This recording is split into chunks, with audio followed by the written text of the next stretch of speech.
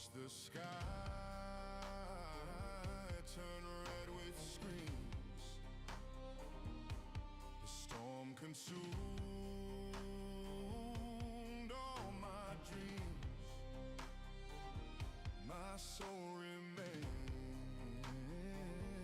though torn in two. My loss became my only truth. I watch where no one sees.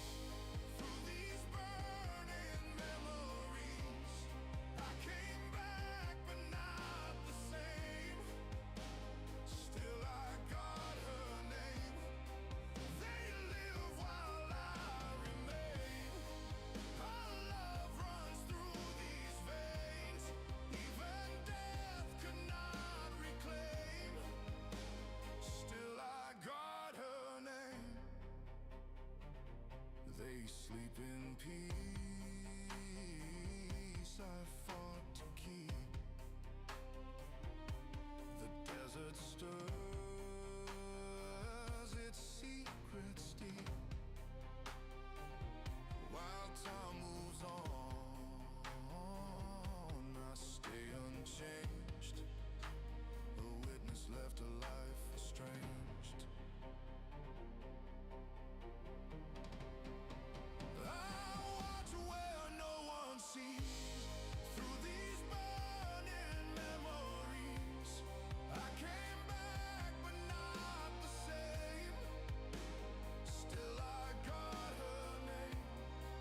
They live while I remain.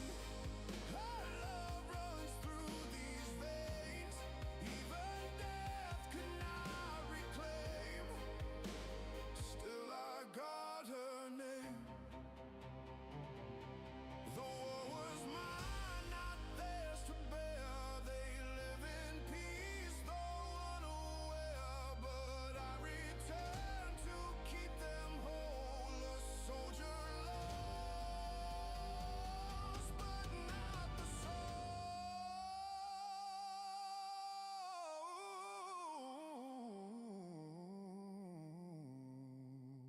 I watch where no one sees. Through these burning memories, I came back but not the same. Still I got her name. They live while I remain. Her love runs through these veins. Even death cannot reclaim. And still I got her name.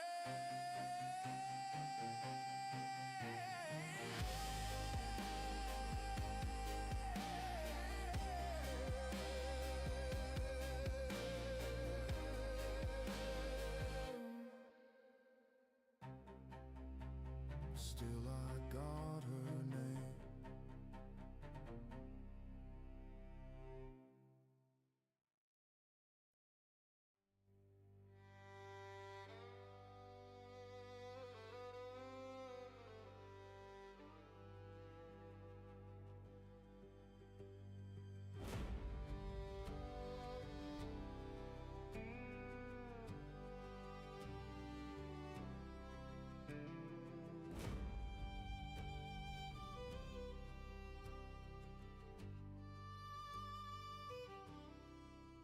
Gonna write a song they'll carry in their bones.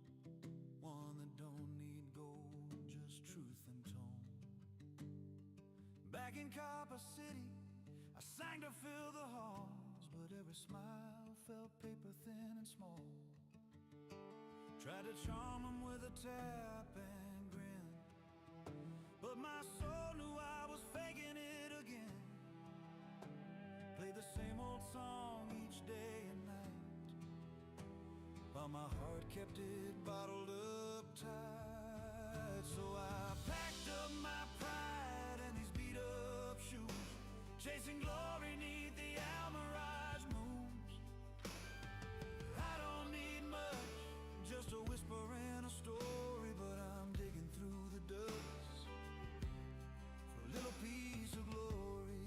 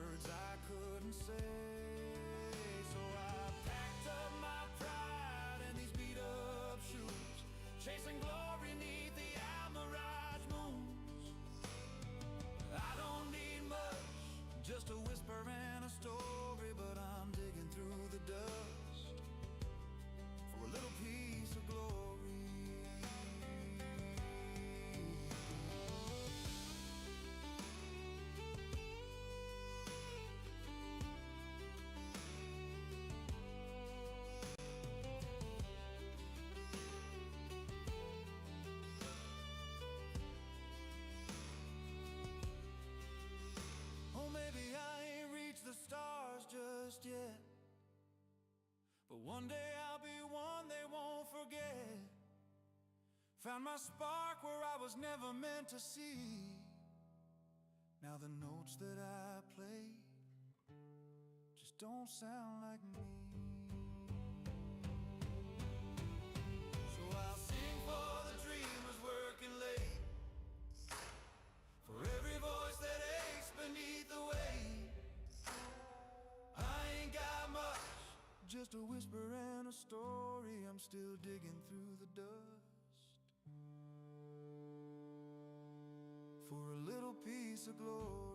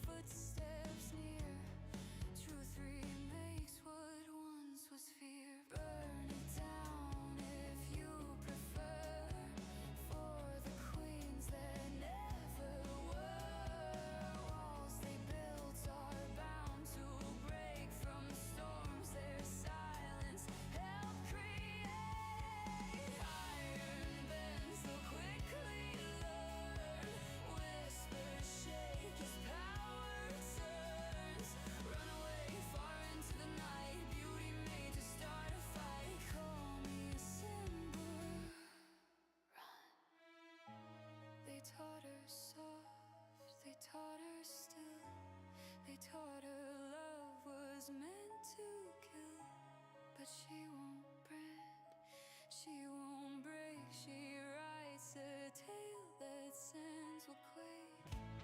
A daughter raised to hold her tongue, now cracks the crowns her forebears hung.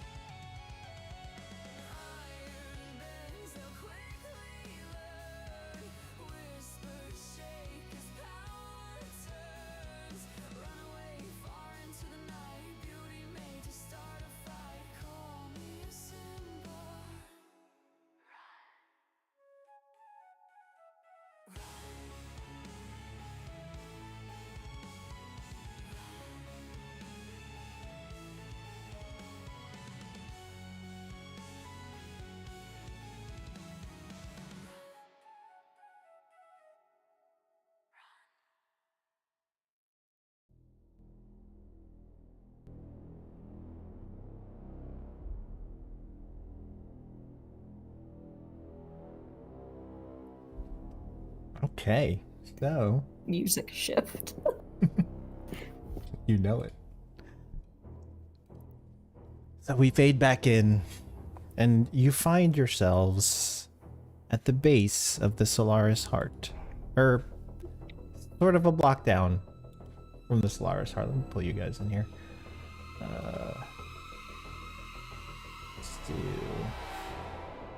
this, and you, and you, and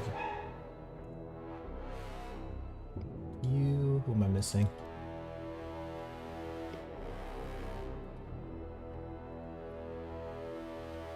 This is so cool. You guys see the scene? Mm-hmm. It looks so good. Wow. So you find yourselves, after exiting the Solaris Heart, you found yourselves way down the street, facing towards it. The streets dark, whereas where you entered, it was noon-ish. You saw sort of a crowd gathered at the base of the pyramid, the Solaris Heart. Hundreds, maybe more, faces turned upward, all humming a single chord, barely audible. Felt more in the chest than heard. The iridescent crystalline roots extending outward from the Solaris Heart, pulsing, creeping its way, and wrapping around buildings, trees, and other structures. You see two figures that appeared like forming dust in front of you towards the Solaris Heart. You see a man in dark blue robes, gold runes running the hem and cuffs, shoulder-length curly black hair, and beard. You see his hand is down and held, and beside him you see the child, Leanne Ray, holding his hand. You don't see any struggling from her, but she is crying. She sort of walks beside him, periodically looking up at the man. You see a shimmer of tear rolling down her cheek. The man turns his head to look over his shoulder, and the last thing you saw was his glowing teal cerulean eyes shimmering in the surrounding darkness.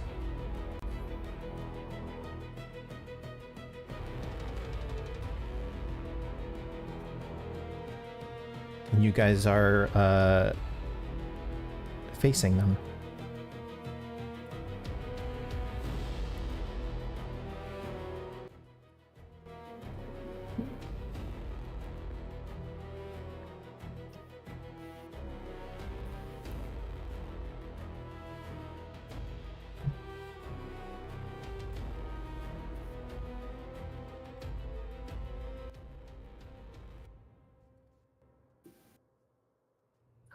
Hey there, friend. When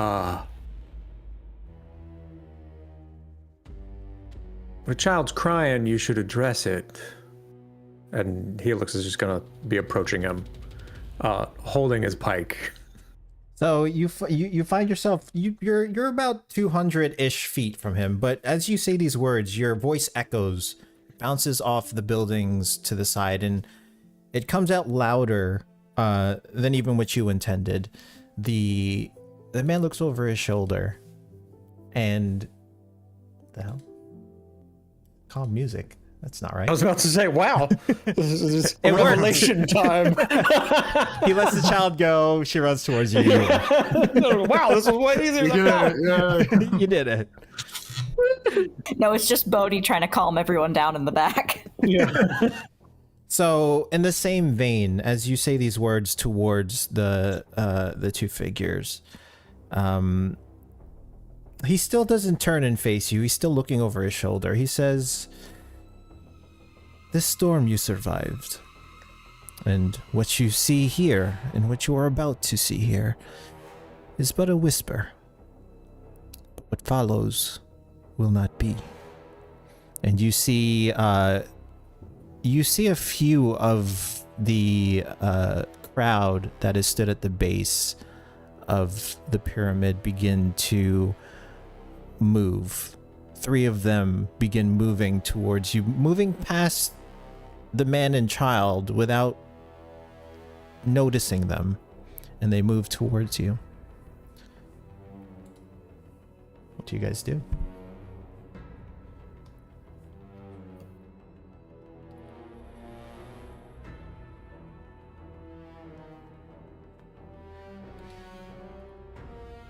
Salonia's gonna call out to the little girl and just say, Leanne Ray, come here. Let go of him and come back. Your grandpa's waiting for you. You can see that she tries to turn around, and you can see as much as she can turn around, you can see she's crying, and you see her mouth the words, "Help me."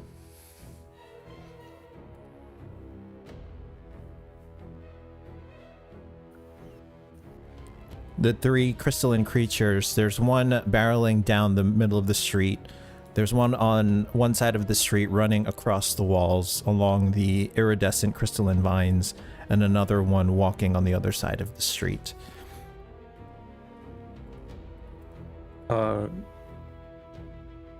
We've already made the nod motions that we're about to kick this guy's ass. We did that at the end of the last session. Yes. So I will allow you guys to act first. Helix is going to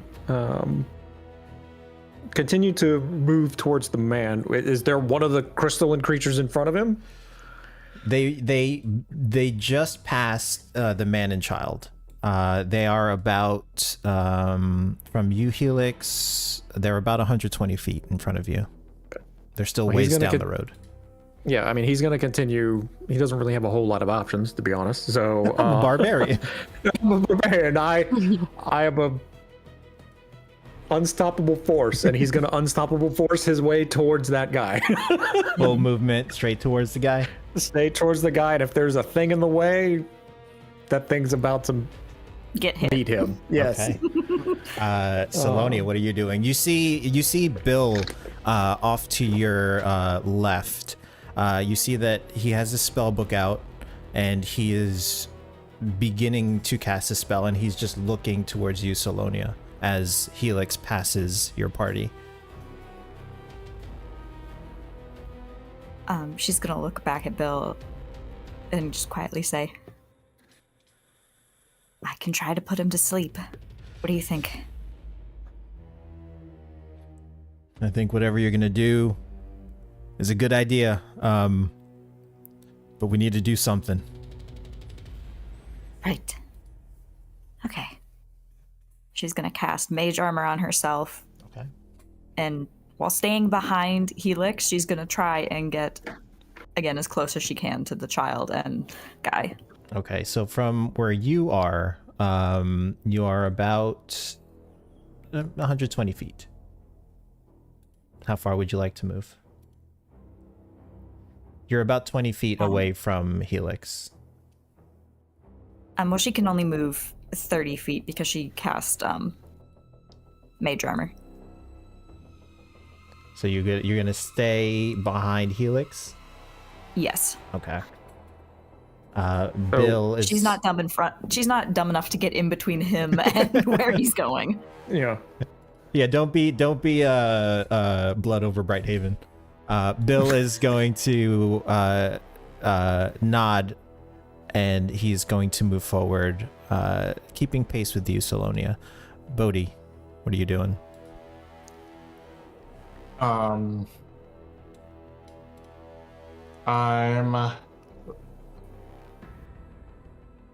with all Songbird in my hands. I'm like you can see I'm like scanning the area, and like my head is following like the crystalline creatures as they're like crawling around. Okay. Do you stay put or do you move? You see Bill, Helix, and Salonia moving forward. I maintain like 15 feet between myself and them, and I follow. Okay, 15 feet. And Navina, where are you? What are you doing? Navina would be following Helix. She would be like at his flank, basically. Okay. Like also like not gonna step in front of him, but want to be close by. Gotcha. What are the dimensions of the street? Like how wide is it? The street's fairly wide from building to building. It's about 70 feet, give or take. And this stretch of street, from what you can see, is about 140 feet total. Gotcha. So how far apart are each of like the three crystalline figures? From the center creature, the one that's crawling on the wall to your left is about 30 feet away from the center creature. The one on the sidewalk on the other side is about 30 feet away, and you are about 80 feet from the creature in the center. Okay. Well, that does mean that they are in range, which is great for me. Okay. I would like to use my bonus action to hopefully hit the one that's on the wall with Okay. my Eldritch Cannon. Hell yeah. So it's D20 plus 5. Yeah, you're about 60 feet from that one.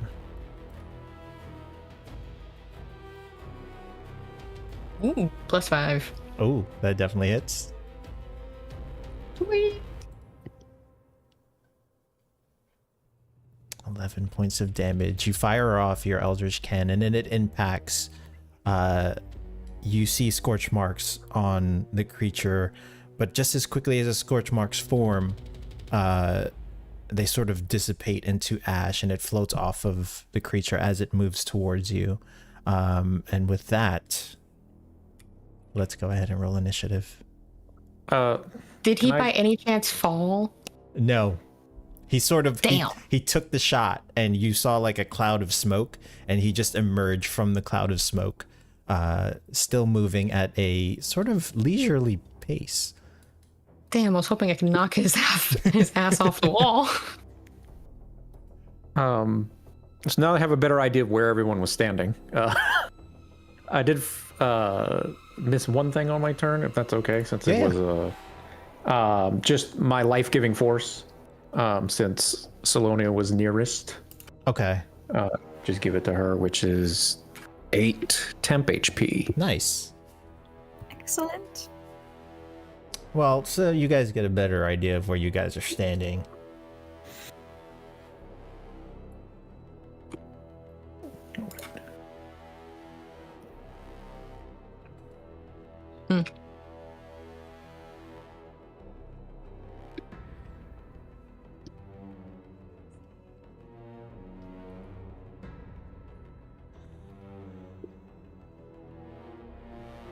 Ooh. Wait, why me? You rolled. It's Jumanji rules. You rolled. Oh, Bill. Rolled an 8. What did Bill get? Oh, Bill. Navina, all right. So, Navina, you're up first. I was really kind of hoping these guys were closer bunched together. Oh, you actually took you shot already. So Yeah, we'll I took a bonus action. Okay, so you still have your action. Yes. Really wanted them to be bunched together. Would have made things so much easier for what I want to do. We can't do that. I know, right? Okay. I would like to cast... Wait, how far away are they from me? 80 feet? You got one that's probably like 60 feet away? The one on the wall that you shot at. The one directly in front on the street is 60, 80 feet. 80. Okay. And 70. And 70. Then, yeah, the one that's 60 feet away from me, I would like to cast Fairy Fire on his area. Fairy fire, hell yeah. So he has to make a DC 13 dex saving throw. You got it. That is a 5. Wait, he fails. Side note, is that the dude? The guy all the way up top? Yeah. It looks like the dude. I hate the Eagles. I just zoomed in so much to see that. So Laudo, there is a fairy. I'll just put that on him. So he is fairy fired.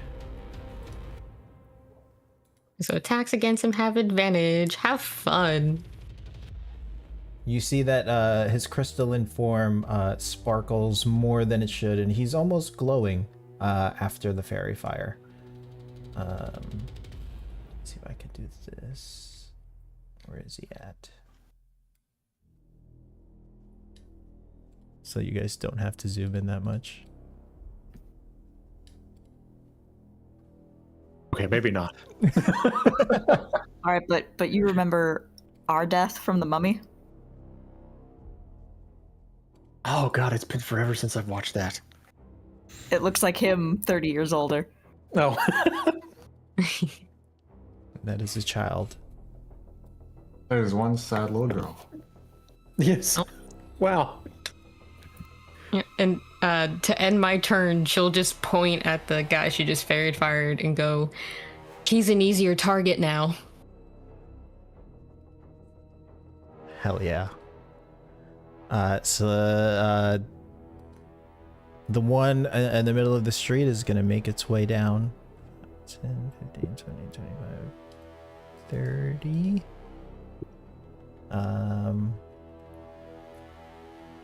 Ooh.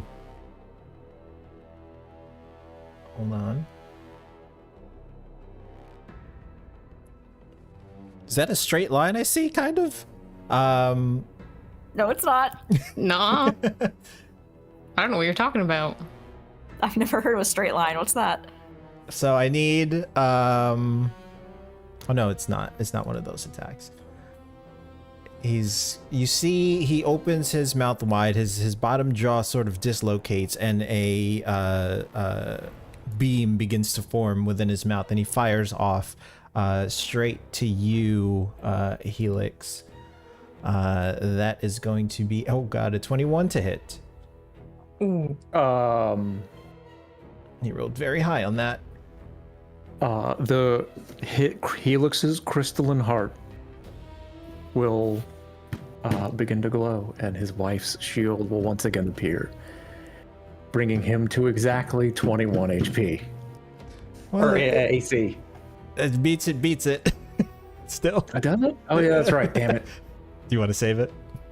Yeah, we'll save it. Okay. That is going to be 11 points of radiant damage. Okay. And you are blinded until the start of its next turn. I see. Okay. Okay. And that is going to be its turn. Salonia, you're up. All right. Seeing that Helix is about to move, Salonia's going to go ahead and move here. Off to the side. Mm-hmm. And within range, we are going to cast...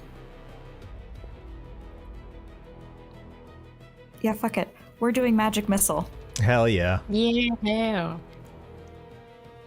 And we're going for Magic Missile on center guy right there. All 3 bolts? Yes. Hell yeah. Go ahead and roll your damage. One, 2, and 3. So 10 damage. points. Force damage, right? Yep. Hell yes.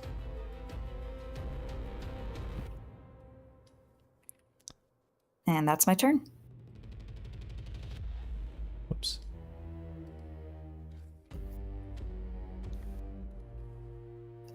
So the 3 bolts impact, and the same thing emerges from the smoke of the impact and continues to move forward. Helix, you're up. Well, Helix is just going to run straight forward. I'm blind. I'm blind. So what Helix is going to do is, because he doesn't know, he's blind, right? But he knows where he was going, Yes. which was forward. So he's going to use his action to dash, and he's going to tuck a shoulder. If there's something in between him and the next 60 feet, he's going to tackle it. Oh, hell yeah. You can go take it down. He's like, I know where this thing was. Yes. Yeah. I can just picture he gets in the fucking football pose. Yeah. Mhm. So he's gonna, and by tackle it, I mean he's gonna try to just straight up run right through it. Okay. Just ram it. So, what do you want to do for that? That is going to be, let's do, it's supposed to be a saving throw from Homeboy, but let's do contested strength. Athletics, or You can since do I'm it. literally. You can do Yeah. athletics. Okay. He's gonna do a strength check. Oh god, that is rough. I got a natural 1, so Oh.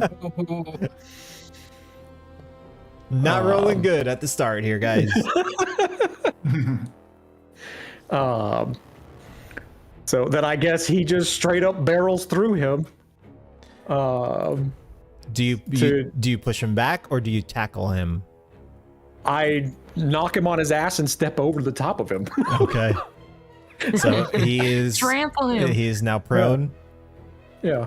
And then Helix just continues to run through. And so that was 45 you moved from where you were.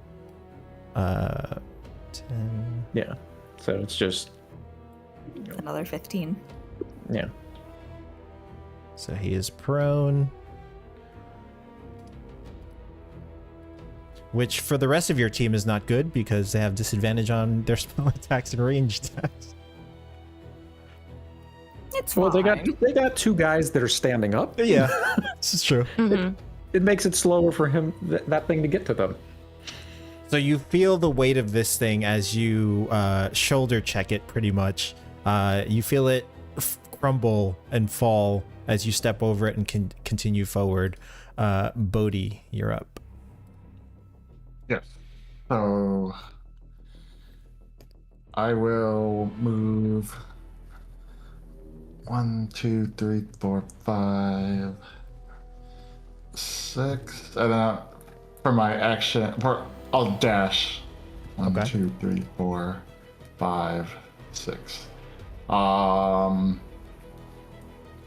That's my turn for now. I can't do much else. You have a bonus action. I want to save it for when I'm in close range. Okay.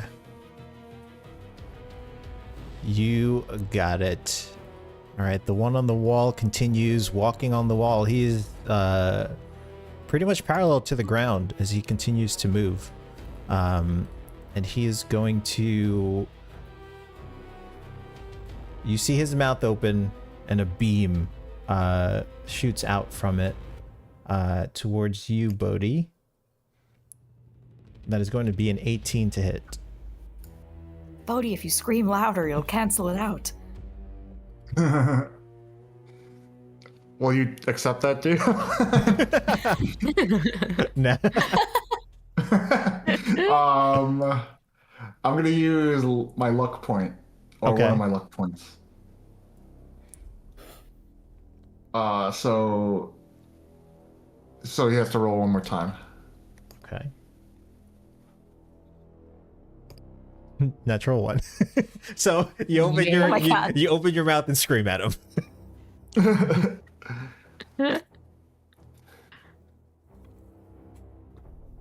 and then it's going to be its turn. The one on the sidewalk is going to move towards you, Helix. 5, 10, 15, 20, 20. He's going to get right there, and he's going to begin raking at you. At advantage.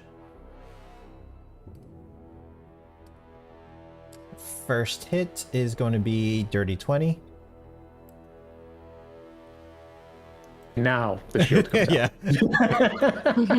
And then the second hit is 16.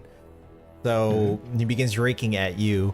But as you recover from your sort of bulldoze tackle, you're sort of stumbling around trying to get your footing. And as you're stumbling around, the creature swings at you and misses twice, ending its turn. Bill is up next, and he's going to move forward.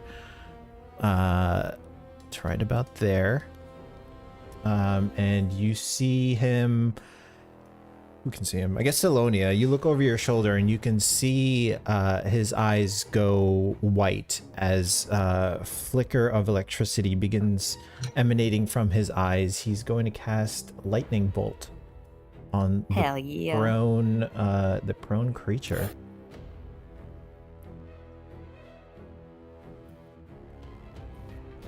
Wait, no, not that guy. Because it's a 100-foot line. I was about to say. Hold on. Helix might turn around and be like, "The fuck, bro!" Wait, where was he? I mean, if Bill just I'm made of moved a metal. little bit to the left, He's just gonna move. there's a line there. He's gonna move straight instead. And let me just see if this works. Line.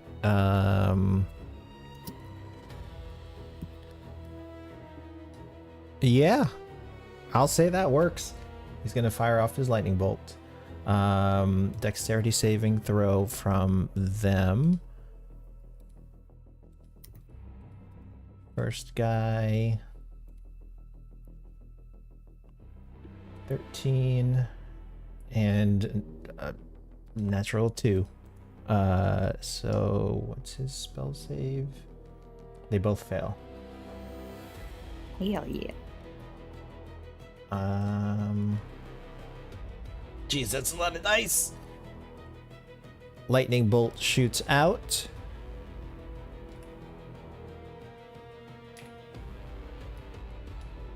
Connecting with both, and they both take 25 lightning damage. Damn, Bill.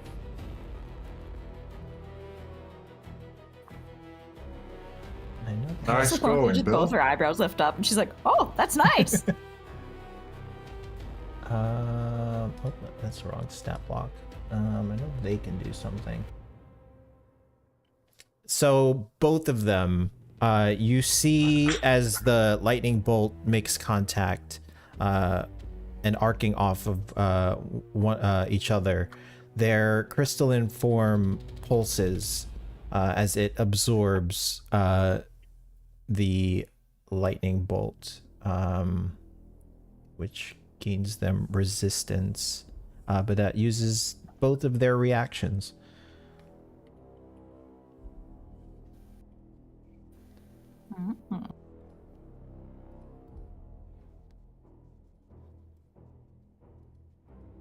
Top of the round, the man kneels down, and I would say, Helix, you don't see it, but you hear him whisper something to the child. The rest of you see the man kneel down, and he says something to the child. And then he stands up, and you see his form split into three more versions of himself, as all of these forms are flickering in and out of existence along with the child's.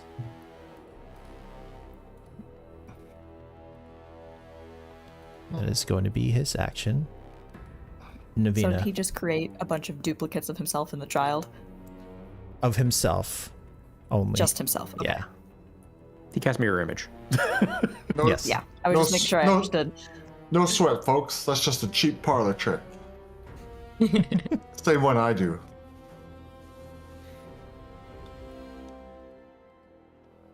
Navina, you're up. All right.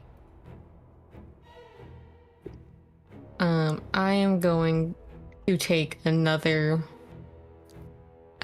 blast of my Eldritch Cannon at the guy on the wall. Is he still in my fairy fire? Do I still have advantage on him? He walked out of the fairy fire, but Boo. he's still glowing. I would say for until the end of your turn. So I do still get advantage? Yes. Fair fire just sticks to you. Doesn't matter where you go. Once you get it, you get it. Oh, that's true. I always kind of forget that part of the rule, honestly. It's like a big kick me sign on his back. It's a good thing it's advantage. Oh boy. +5. That hits. Okay. Sweet. Damage. 8 force damage. Hell yeah. Alright, and then That was the I'm one. going to... That was the one on the wall, right? Yes. Which is this blue guy by Bill, right? Yes. Okay. Right. I'm going to use my movement next. Go. Oop, I'm still on ruler. There we go. Up and over one. Or sorry, up one more. And then... Sorry, there's a lot of buttons. I'm going to use my action to take a shot with my revolver at the yellow one by Helix. Okay.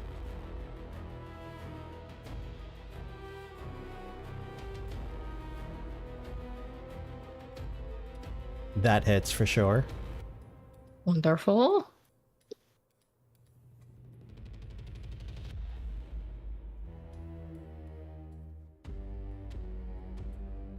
Nine piercing damage. Hell yes. I think this is the first time you've hit something with your revolver. I know. It is. I finally hit something.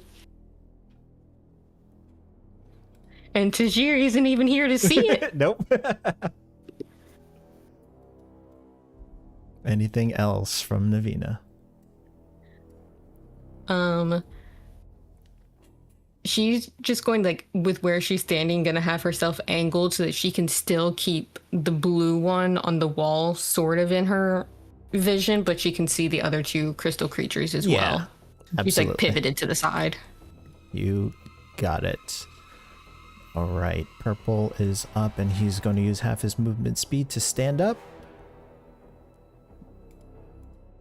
And he's going to trudge forward towards you, Navina. Yeah, I figured. Wait, I don't think he can make it that far. Hold on. 5, 10. Oh, yeah, he can. 15. And he's going to begin raking at you. You see his large crystalline claw come down towards you. 8 on the first hit. Natural 20 on the second. Ooh, So long as even gonna if I reach out cast a hand. shield, it would still meet it. So, I got you. Zelonia's gonna reach out a hand as though it was holding a small, like, pocket watch in it, and twist her hand backwards, like the hands of the clock were going backwards, and she's gonna use Chronal Shift to make him reroll. Ooh.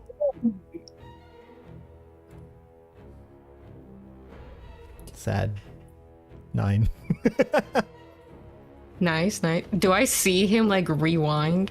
Yeah, you Yeah, see it's literally like rewinding. You see him sort of glitching, and like what should have been a hit, his arm pulls back and sort of like backwards the ring sort of movement, glitchy movement, and he swings again and misses.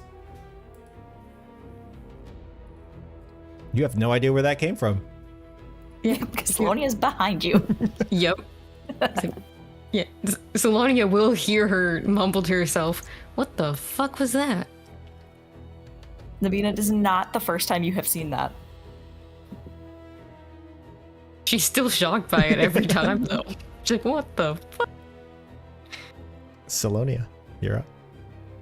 Carrying that forward, she's gonna run forward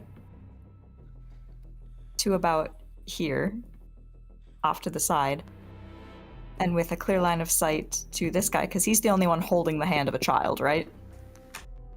No. The child. are? The child has vanished from view, sort of glitched out at the same time he duplicated himself. Got it. Okay, so that leads me to...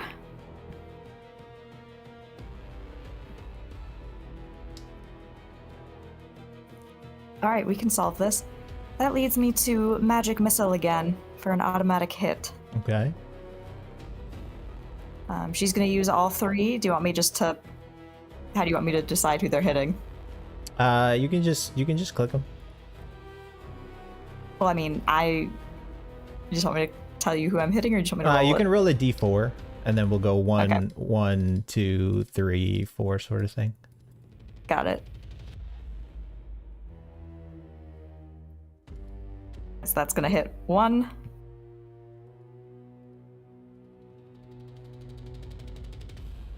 Whichever one is. That would be this one. Okay.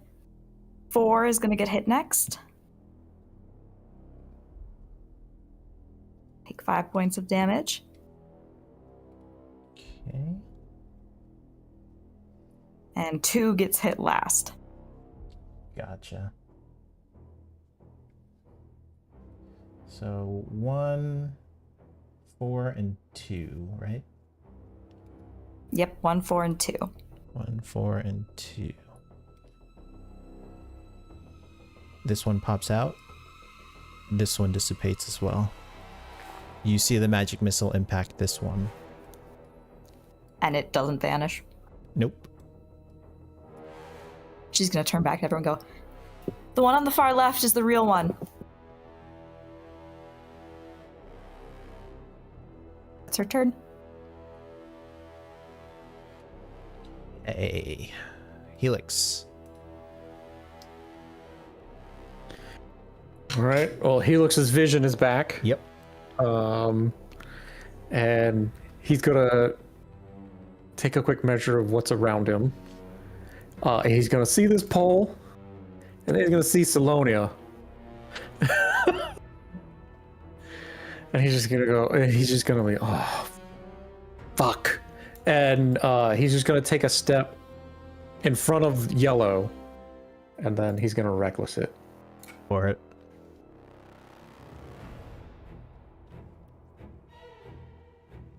Ooh, 13 does not hit. You make contact and your pike scrapes along its carapace. All right, that's it. Bodhi. Okay. So first, I'm going to I start strumming a melody on Old Songbird, and speaking. This is the one that's on the wall, right? Yeah. How high? Like how far is he from the ground? We'll say 30 feet. Okay. So then I'll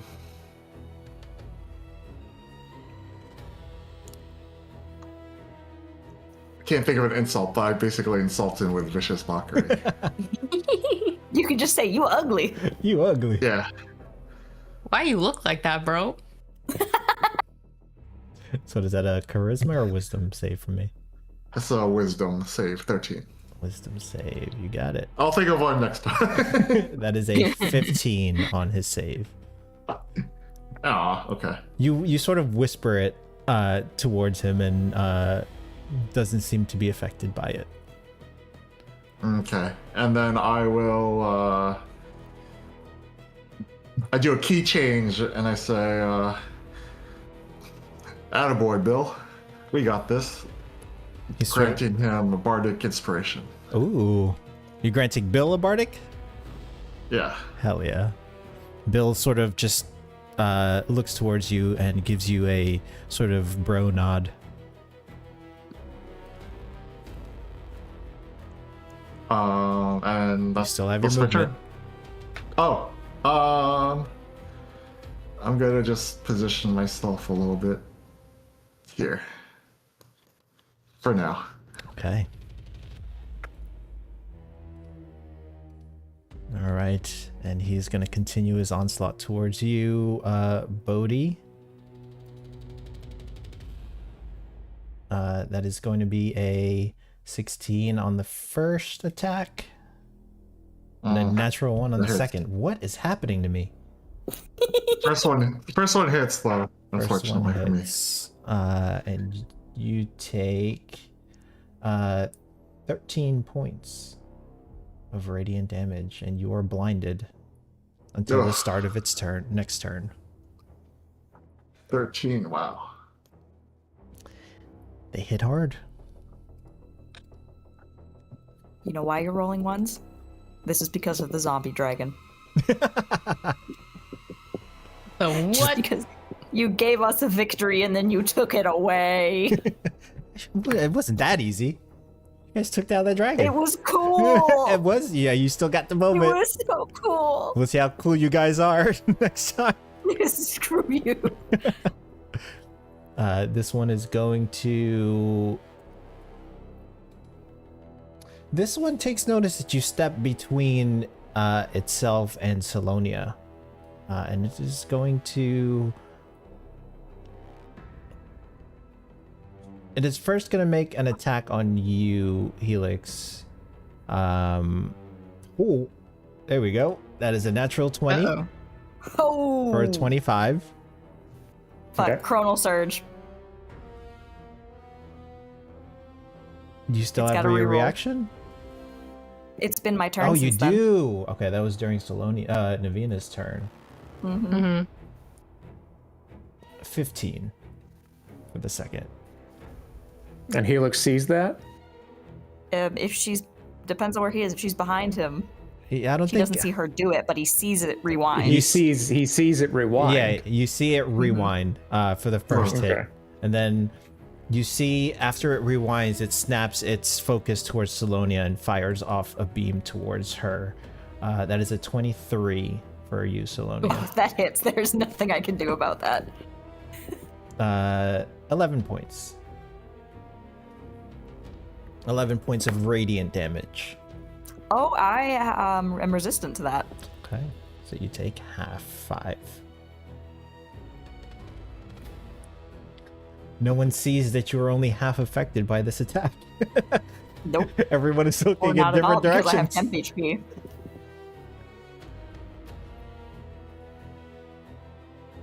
And that is going to be its turn. Bill is up next. Bill is going to run forward 10, 15, 20, 25, 30. He takes note of your call out, Salonia. And he is going to hold his spellbook out and hold his palm out. And he's going to cast an arcane burst. 3 of them towards the one on the left.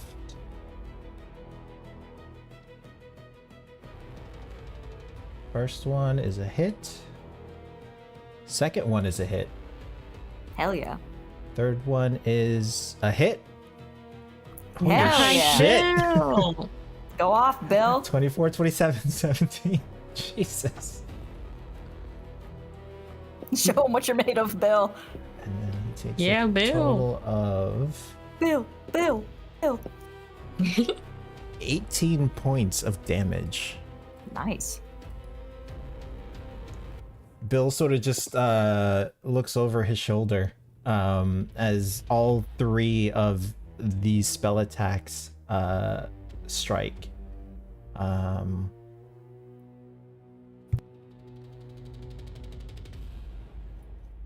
He's going to take his reaction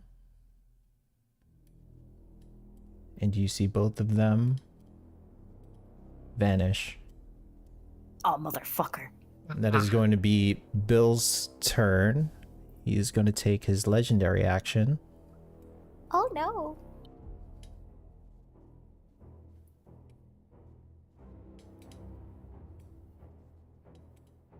And as Bill is sort of celebrating,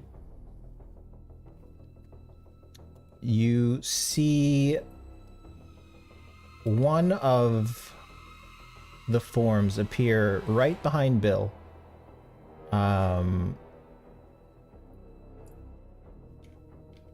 And he fires off. I think he doesn't fire off. He sort of taps Bill on the shoulder.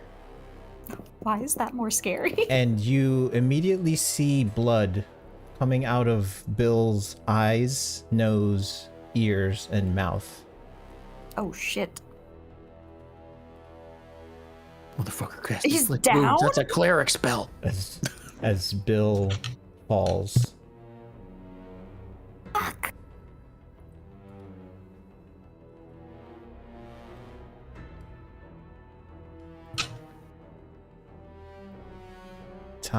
Well, shit. Top of the round. Shit. The other form appears.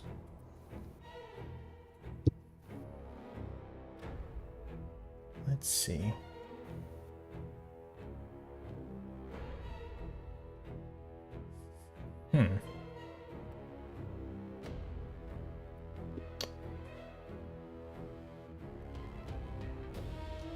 He's going to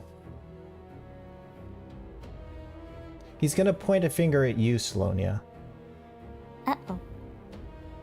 And you see sort of a sickly green thread of light shoot out towards you. It's a very thin thread of light. I need you to make a dexterity saving throw.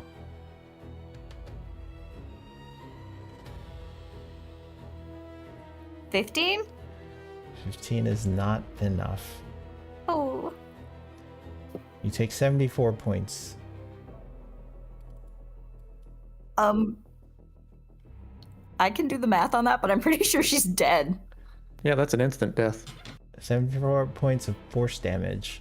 And you can hear him whisper towards you, Salonia. Even from the distance between you two, you hear him as if he's standing right next to you, and he says, "You have much to learn."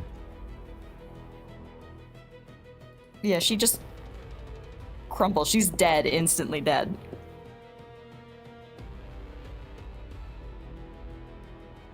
Navina. Yeah, like dead, right? Yeah, she's dead. She's like literally dead.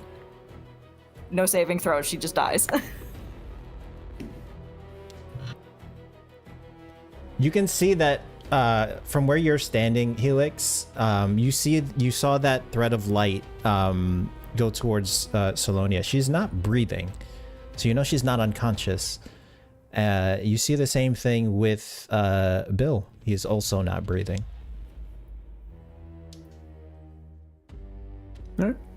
Navina. I guess Navina's having a panic attack. I guess, like, looking over past this creature, you see Bill crumpled to the ground after half a second. He was celebrating one moment, and he's on the floor, not breathing on the second. And you saw the green thread of light touch Salonia as she does the same thing and falls.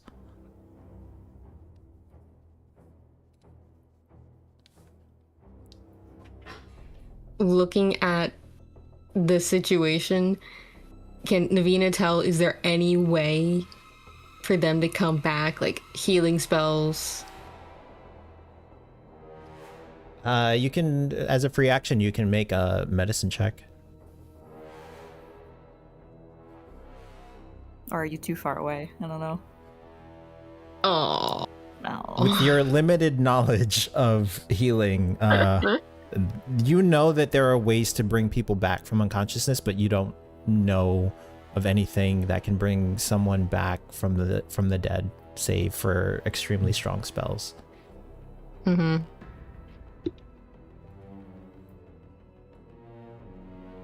Oh, fuck me. That completely messed up my turn.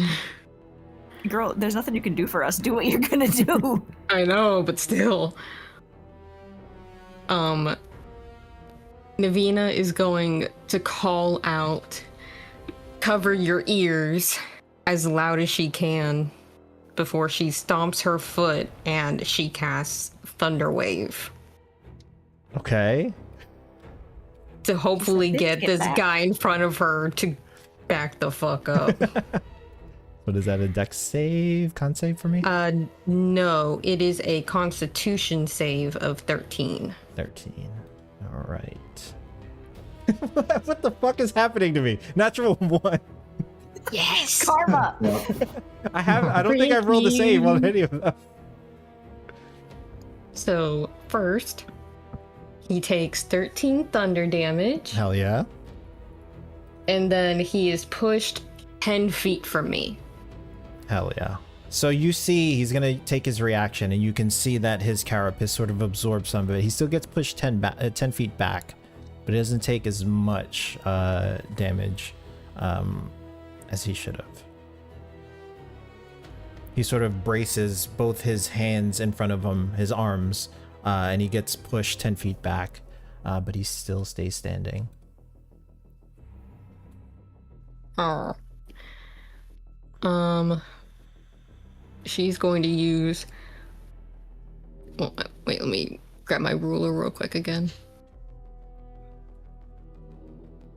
Yeah.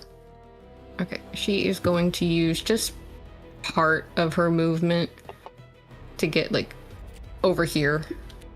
Okay. Or, is that where I wanted to be? Yes. And she's going to use her bonus action to take a shot with her force cannon at the guy at the end of the street. Okay. Go for it.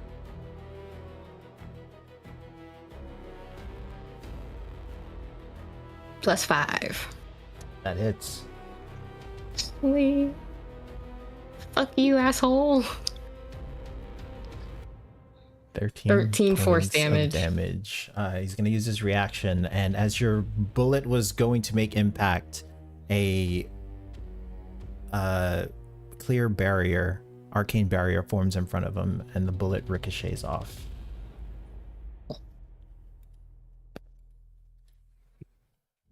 That's annoying. Make an intelligence check.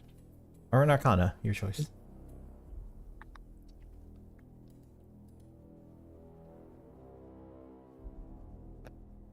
Okay, this one is better. 24. Damn. So you know how spells work for the most part. You know that there is a somatic component to shield. He didn't move a muscle.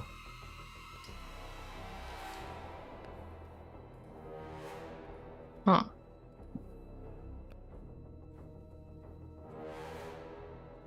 Anything else? So then, Didn't cast it, Oh, he casted it. but he didn't move. Okay. Didn't move a muscle. did I by any chance see the other one move? No. I'll say with a 24, this one is sort of glitching. Okay.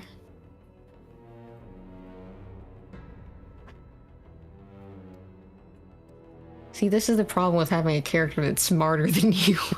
Like, I don't know. I'm not entirely sure what that means.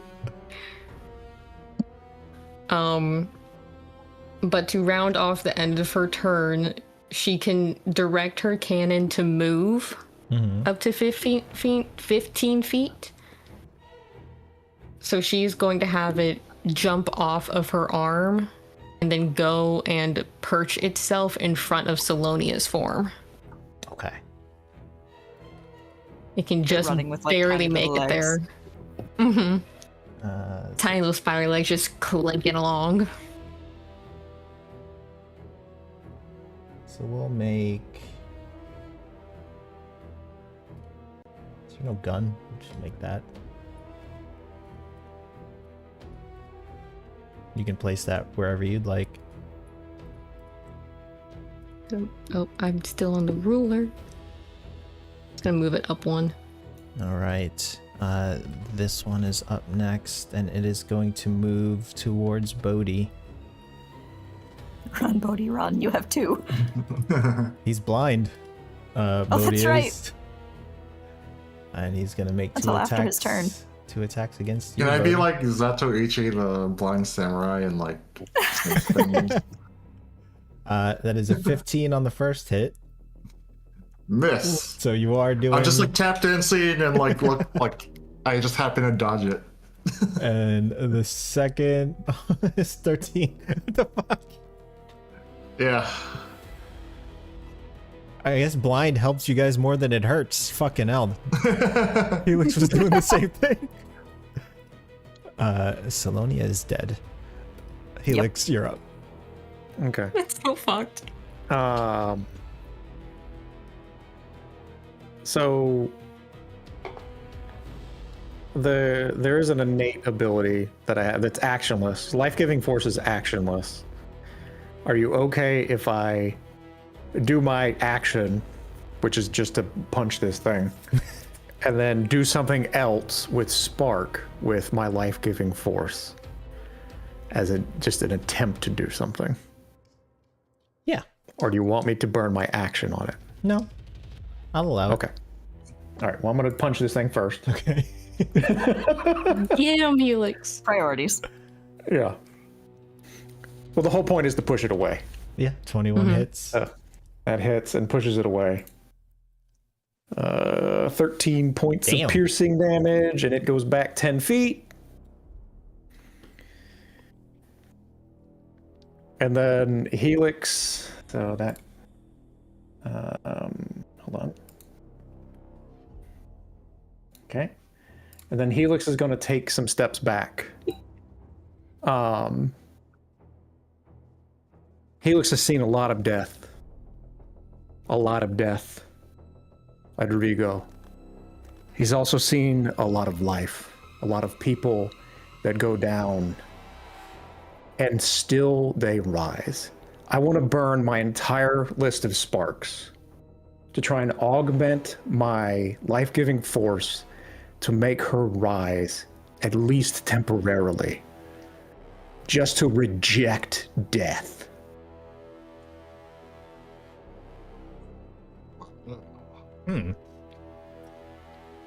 This is not intended to be a permanent resurrection.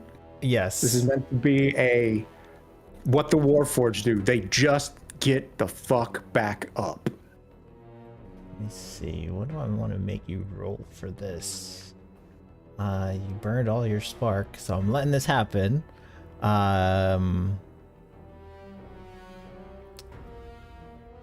Let's call this fucking survival, huh? Okay. Give me a survival check. Okay, so another aspect of barbarians is while raging, they have advantage on survival checks. Hell yeah. Yeah. So we'll say this is extremely difficult to do. Yes. We'll say the DC on this is 20. Okay. So you need a 15 or higher. 2 3s. Nothing gonna happen with that. Damn. I've been rolling low all night. Listen, she's never died before. She even if you did, she'd be like, "What?" That is unfortunate. That cutscene will have to wait for another day. Ooh. You were about to get Warforged, Lord. Not tonight. Not tonight. What does it look like, and what does it look like knowing it doesn't have an effect here? What does that life-giving force normally look like? So, when he plants his pike in the ground, you do see roots kind of crawl out towards Salonia, and they try to pick her up, but as they do, she just falls lifeless again. She does not stand. And that's only a single target, or is that an area? In this case, that affects only a single target. Okay. Gotcha. Normally the roots are coming out and they like build armor is what I normally have it do. But okay. So as case, the roots come out and they begin to wrap around Salonia, to make her stand, they begin to crumble into ash, and she falls with no effect. Anything else from Helix? That's it. Bodhi, you're blind and you're dancing. I'm dancing and I yell out, I say, "You can't touch this." And I tap dance the beat. So, and that's casting a second level healing word on myself. That's fair. Hell yeah. Reasonable. That's 8. And then I say, "Why, you're so dumb. You can't even hit a blind man." Casting Vicious Mockery on the guy closest to me. I can't save. That's a 5. Yes! That is 6 points of psychic damage. Hell yes. And he has disadvantage on his next attack, right? Vicious Mockery? Yeah. I can't remember. I believe. Disadvantage on his next attack, yep. Perfect. That's my turn. Can I'll dance, like, around him just to pivot to that side. Okay, sounds good. All right, this one is up, and it is going to hop off the wall and leap 30 feet. Land right there. And it is going to fire off one at Helix. There's a 10. And fire off one at Navina. That is a 12. Were you about to shoot my dead body? I know. And they both miss. Yellow is up. It is going to move forward. 5, 10, 15. It is going to continue its onslaught on you, Helix. Okay. 13 on the first, and a natural 1 on the second. I am ruined. Bill is dead. Love how this man rolled up and went, "These wizards are a problem. Die." Let's see here. Top of the round.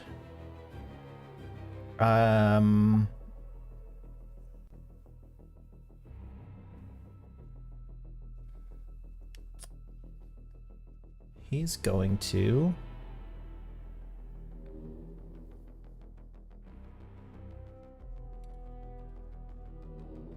What is this?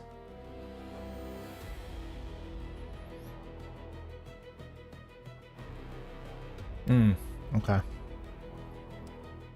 No. Run, Navina. Helix, as you're parrying away multiple attacks from different angles, you see this one appear right in front of you, almost nose to nose to you.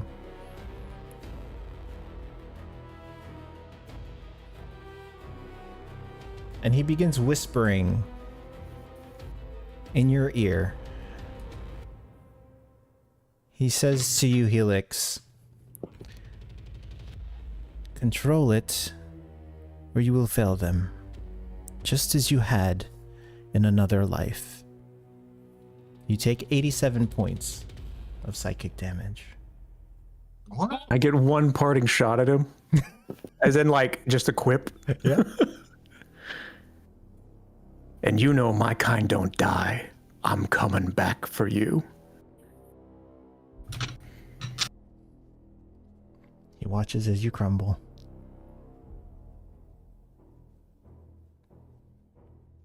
Navina, you hear a clanking of metal on stone.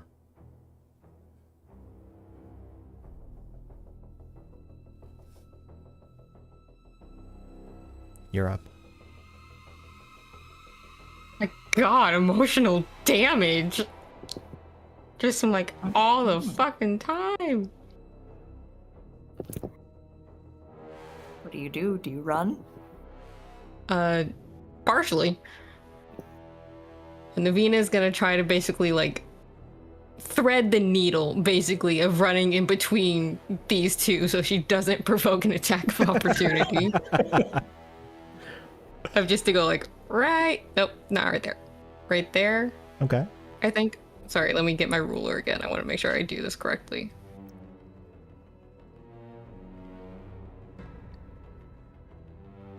Sorry. Nope, I was wrong. 1 over. Boop. And she is going to cast Thunder Wave again Okay. to try and just, at this point, she's just trying to deal damage to blue and yellow, All right. or like, and cause them to redirect what they're trying to do. So that is a Dex or Con? Dex, right? Con 13. All right, so this is for blue. That is a 10. And for yellow, that is a 2. Sweet. Oh. That didn't work. There we go. That's not too much damage, Their carapace pulses. So they take half of that. do they still get pushed 10 feet? Yes. This one gets pushed back in front of Bodhi. This one gets pushed. I'm so sorry, Bodhi. I didn't quite realize that. Bodhi. Bodhi, your vision, your vision comes back and you see Navina thunder wave in front of you, and this one gets pushed back and its back bumps into you. At first I'm like, oh, Navina, is that you?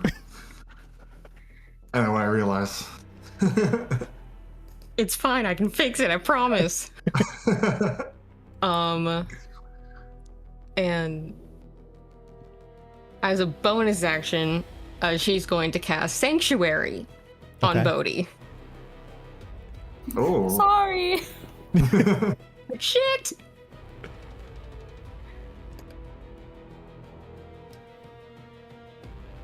And she is officially out of spell slots, unless I burn Spark.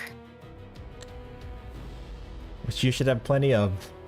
Yeah, Anything else? I'm gonna go ahead and burn Spark to get my 3 spell slots back. It's like, nope, I need those. So yeah, you can divvy that up however way you want with your spell slots, just as long as it equals however many spark you burned. He's gonna take his legendary action. You see him vanish in a puff of smoke and reappear in front of you, Navina. Time to die. She's just, if she could glare a hole through his head, she would right now. Oh, he's staring you right in the face. Cerulean eyes sort of shimmering towards you, but there's no malice there from what you see as he stands in front of you. There's no panic or malice. There's a calm there. And he just looks at you. He says, You think I am the threat. She is beautiful, isn't she? They always are. What she carries cannot be contained. Only spent. And the purple creature is up next. It's going to continue swinging at you, Bodhi. Okay. 23 on the first. And a dirty 20 on the second. I'm going to use one of my luck for one of those. Okay. With Sanctuary? Natural 20. Oh, with Sanctuary, they have to make a wisdom saving throw in order to attack, right? What's your spell save? Wisdom throw of 13. 13. 13. Damn it. Oh my god. I tried. So the reroll was a natural 20. Okay. Oh. So the first hit, this is not the crit. You take... Whoa. You take 10 points of radiant damage. Okay. And on the crit, you take 25 points. What's the rule if you... Because my max HP is 24, so It has to be double done that. it? Like I have to do 50 damage to you Yeah. total. You think of it like you have a pool of negative HP basically. Yeah. So you have to get to minus 25. Gotcha. I'm out. So as this creature continues its onslaught towards you, Bodhi, you hear the man's whisper in your ear, as if he's standing right next to you, and he says, "You won't write about this. You won't be able to." That is the last thing you hear before the world goes black and you fall unconscious. I just feel shame just watching all my friends go down, and then I also go down and don't even get a chance to tell a tale of our bravery. Navina, you hear Bodhi collapse behind you.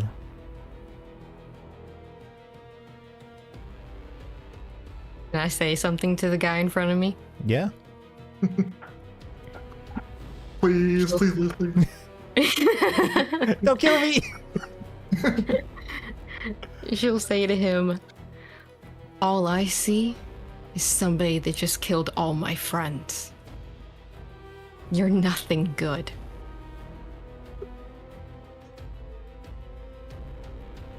He smiles at that remark, and he sort of looks down and to the left, and then he looks back at you. There is much for you to learn. You are not ready yet.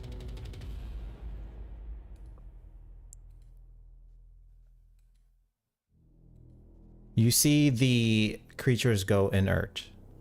Their eyes look back towards the sky.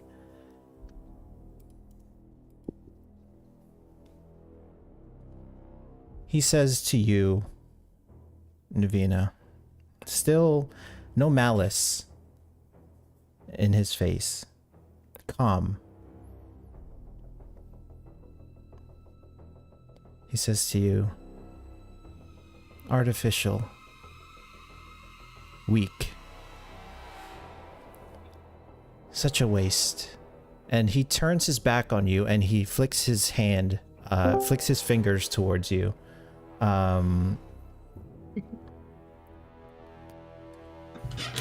You take... Hello?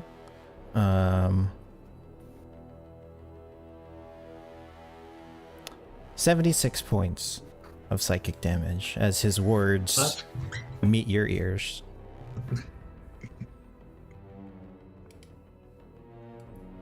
And as your vision darkens and the world goes black around you, you see him walking back towards the Solaris crystal, the Solaris heart.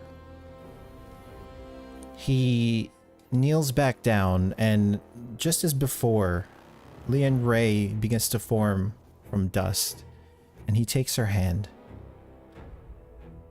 And he stands up and they continue walking towards the Solaris Heart.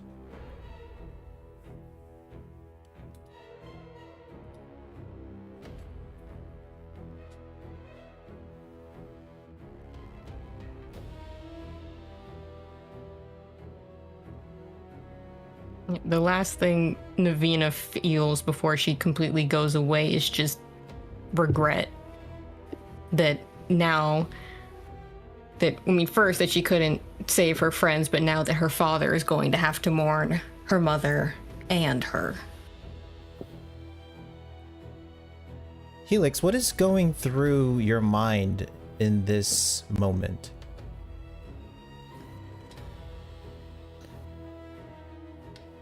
Huh.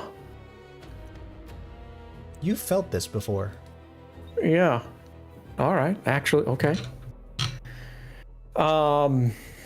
As Helix is pondering what has just happened,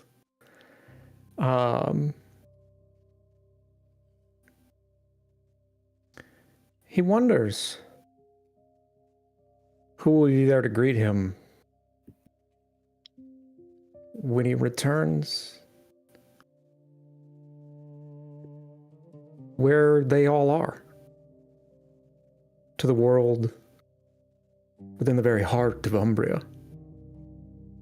Which one of those brothers he stood by will be the first to shake his hand and welcome him home before his mission starts again.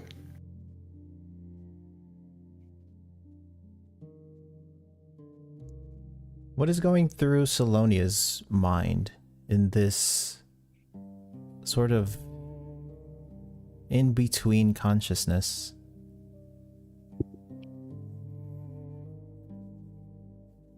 Well, first she just felt shock from seeing Bill drop suddenly.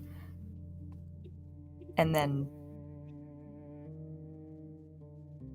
herself going down. She didn't have much time to think or feel anything.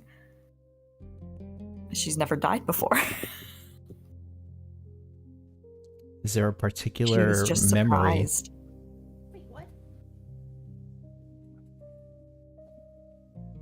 Is there a particular memory that goes through your head?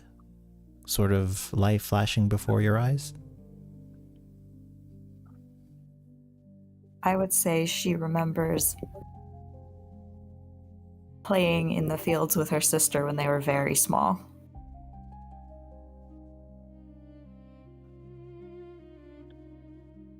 And Bodhi? What is going through Bodhi's mind in this moment?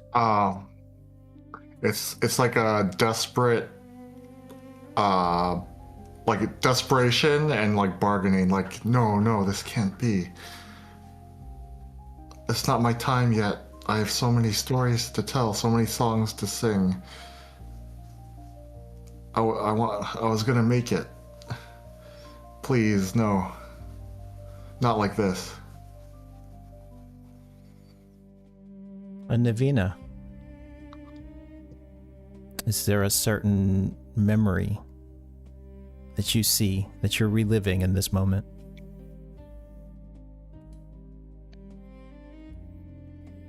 I think she would be getting sort of a, like, less of a complete memory and more of, like, flashes of different memories. Just, like, brief moments of them. Of one with her mother doing her braid that she has and adding in the jewelry to it. Crafting a piece of weaponry with her father in the forge, and appraising a gemstone with her aunt, and just a sense of longing with all of those flashes of desperately wanting the chance to do all of that again.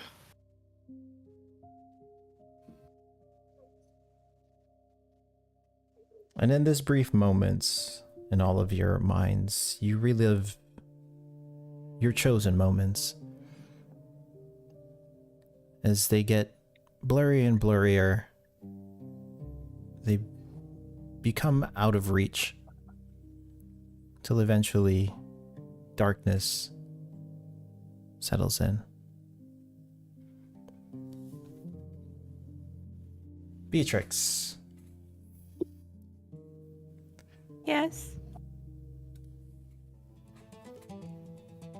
You are traversing the streets, making your way towards the Solaris Heart at the center of the upper city where you were to rendezvous with the rest of your party. You are just a few blocks away from the Emberheart Forge at this point, but you see a gathering of people sort of circling something.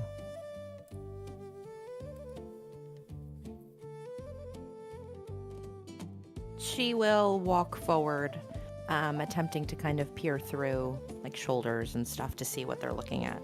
Okay. So you make your way towards the crowd. And as you push through,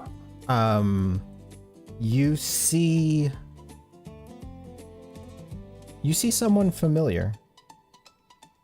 You hear whispers from the crowd. You hear murmurs. You see Helix lying in the middle of the street. She will push through everyone to get to him and kneel by his side. He's breathing. Well, however a Warforge shows life, you see his Solaris crystal sort of pulsing. Would legit be the only way, by the way. Yep.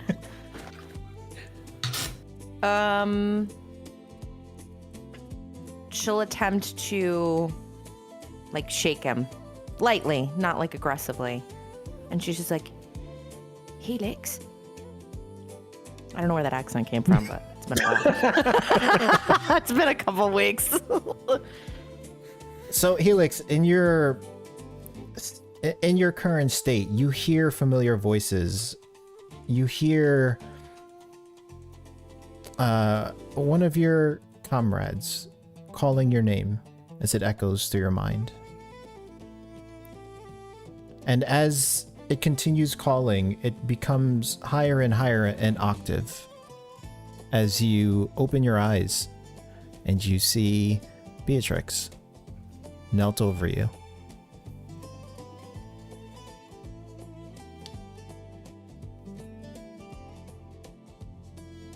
Well, you're not sanctioned, so I would say, well, okay. What are you doing? Are you okay? Yeah, I think I'm fine. Just reliving a past experience.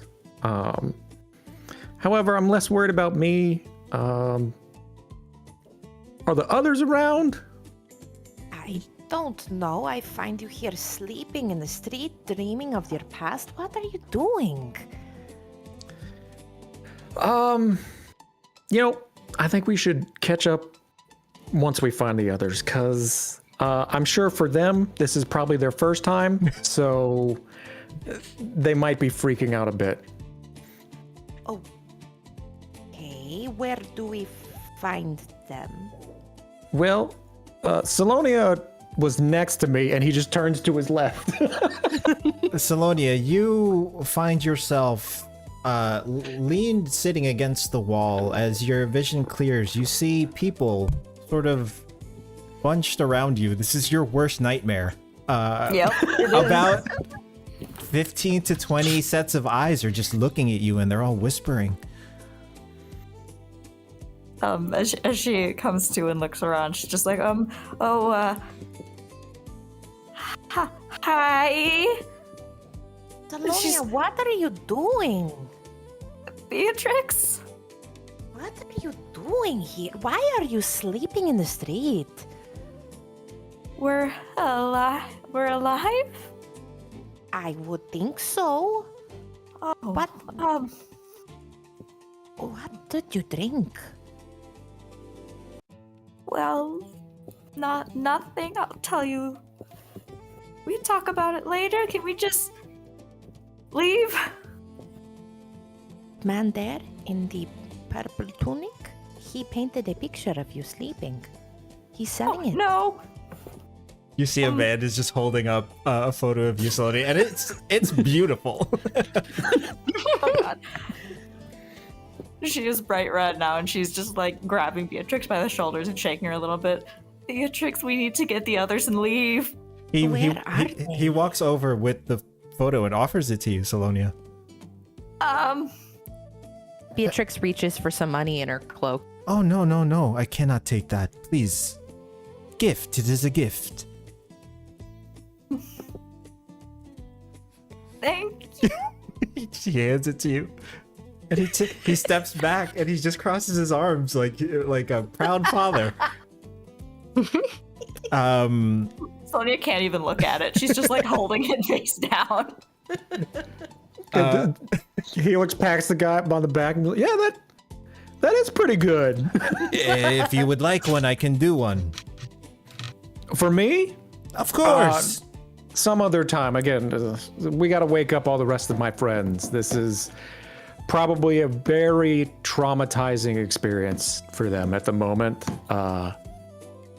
Even though it doesn't look like it. He sort of just like jokingly elbows you. I see you at the Institute. I will make you portrait. All right, I will come by the Institute and we'll have it done. Excellent. And he sort of saunters off. Beatrix Salonia is basically hiding behind you at this point. I have so many questions, but why are you all sleeping in the street? And where is everyone else?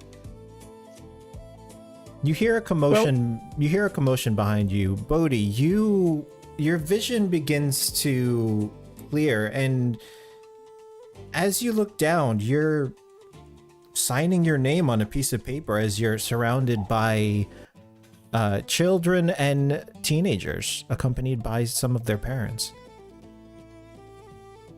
I look at the piece of paper. What do I see?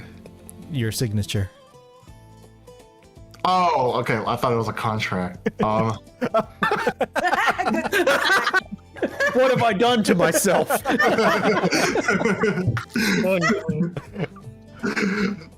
You see His worst nightmare, legal things. you see a little orc boy in front of you. His eyes are wide and he's looking up at you, waiting for you to finish signing his piece of paper. Oh, my apologies. Who am I making this out to? Little one? Oh, my name is Jafar. Jafar. Now, but can you make it out to my sister instead? She's a big fan. Her name is Sidisi. Why, of course.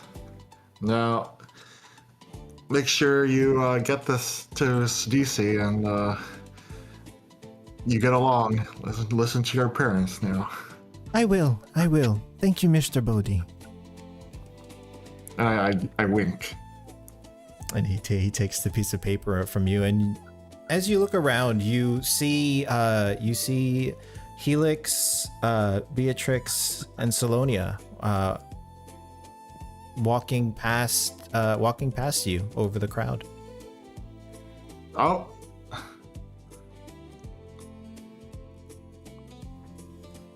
Yeah. You guys, I had the most terrible dream. Nightmare, if you will. Why are you sleeping in the street and then waking up to sign autographs? That's so weird. I think for a minute. How do we all get here? Are you asking me? I was walking down the street and I find you all sleeping.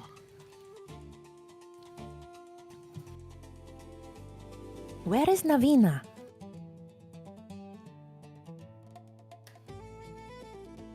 She should be a few paces ahead.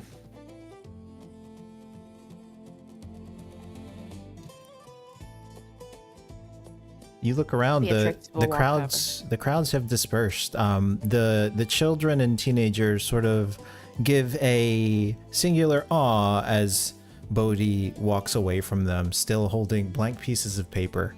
I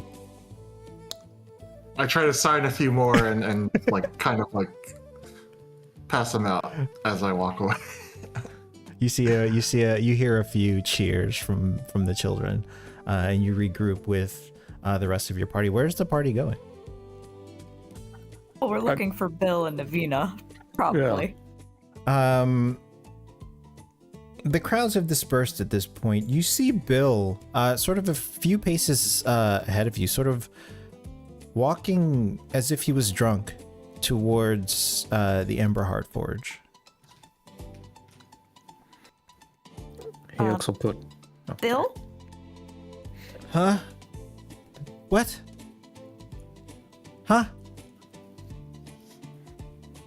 Helix just steadies him since he's walking. He takes your shoulder. Erratically. He takes your shoulder and he's sort of drifting away from you, trying to get his balance. He has one eye open at this point and he looks at you, Helix. He looks at all of you. What? And he grabs his temples. What the fuck was that? You are drunk. Yes. I don't know what happened. I don't Didn't remember drinking. Die? Die? I mean, it sure So felt then- like it. What? What are you talking about? Bill's sort of... Died. He's now like sort of hugging your arm, Helix. And he has his like head nuzzled in your little nook. Helix just kind of pats him on the head, as he would a child that is ill. And he goes, let's get you back to the forge and let you lay down a bit. He just you hear moans from him. He's just and you see he's smiling as he's nuzzled within you. Helix he will try to start to walk him. Is he just like stumbling around? I mean he's off balance, but he's moving with you. Okay. If he gets too off balance, Helix just literally picks him up. Okay.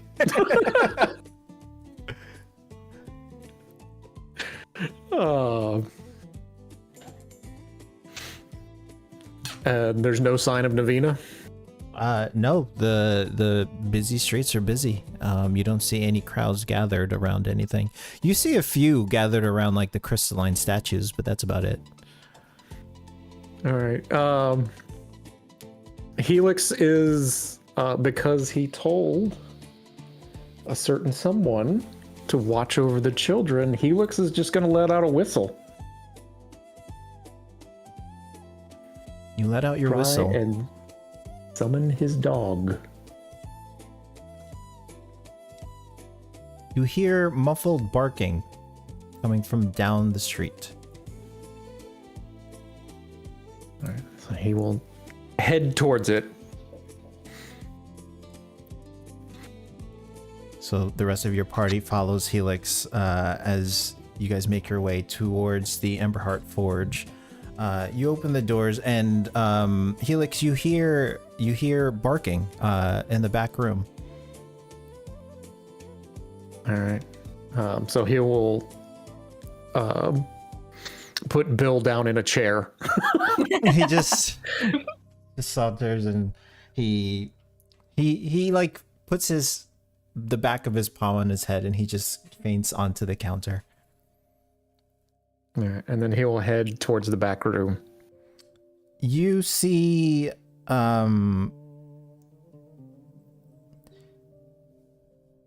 You see the children. You see Rumana sort of, as you enter the room, you see her hands up and she looks in a panic. You see Lee and Ray sat, knelt down. You see more blood coming from her nose than last time. Rumana just goes, I didn't do it. I didn't do it. We know what did. It's okay. Do not worry. We're gonna take good care of her. How do you know she didn't do it? Your dog is crying. Sort of, it's a crying dog at this point. She sits down, and then sort of rests her head on her paws as she lays down, and she's just crying, and you see her eyes going between you, Helix, and the child. And Helix will kneel down and, give her a good girl, and then a rub on the head, and then he's going to start cleaning up Leanne Ray, the blood. He's gonna like check her eyes. Are they weird, or are they just like normal now? They're still milky white, but the second you make contact with her, she sort of just collapses back into her little makeshift bed. She's still breathing.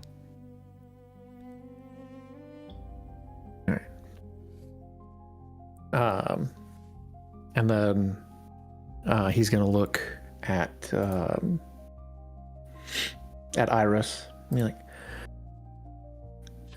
"Do you know where Navina is, girl? Can you find her for us real quick?" She barks towards the door. Navina, as your vision clears and your eyes sort of blink open, you see your mother sat by your bed upstairs, and she's sort of just stroking your hair and your forehead.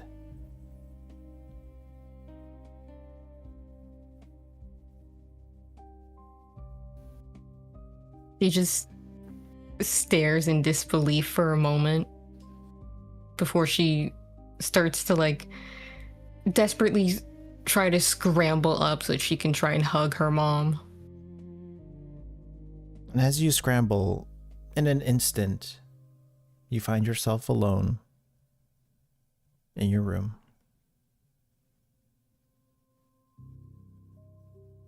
You hear barking coming from downstairs.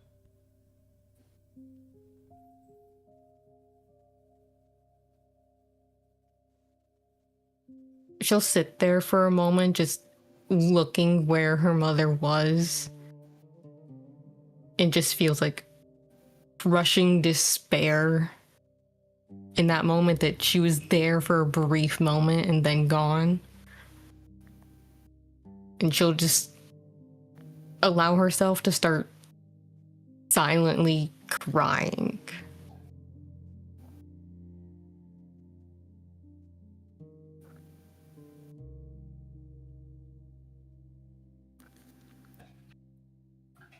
So we quickly cut back downstairs. Iris barks 2 more times towards the door in the direction of the stairs. And she continues to cry. So he leaves Iris with Lee and Ray, and he'll wander up the stairs and take a peek in her room. You see Navina sat on her bed, and she seems to be distraught.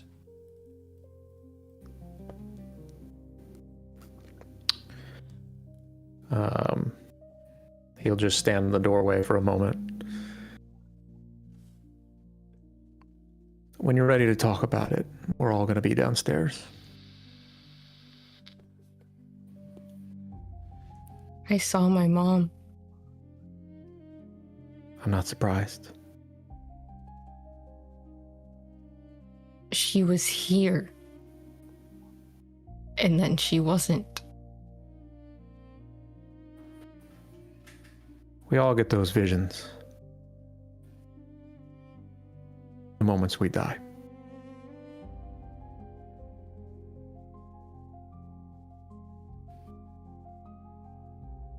But, What happened?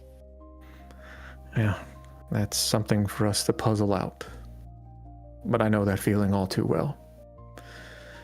It was real.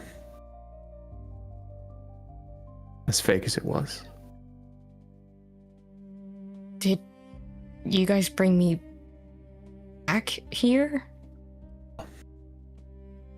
We've just arrived. Then how did I get here? I do not know.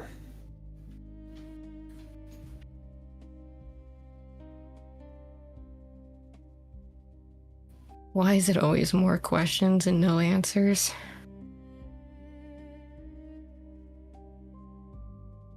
Wish I had an answer for you. For things like these,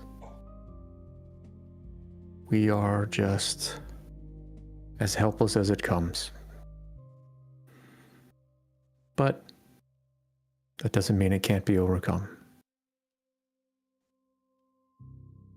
She's just nodding along to your words for a moment. Is everyone okay? Everyone's back. Bill's drunk, so that was interesting. But everyone's up and moving. And I think I should check in with them now that we're all not lying in the middle of the street, which we were. For some reason, you got a bed. And then he'll also crack a smile as you kind of let out a small chuckle. Yeah, I'll be down in a second. Take all the time you need.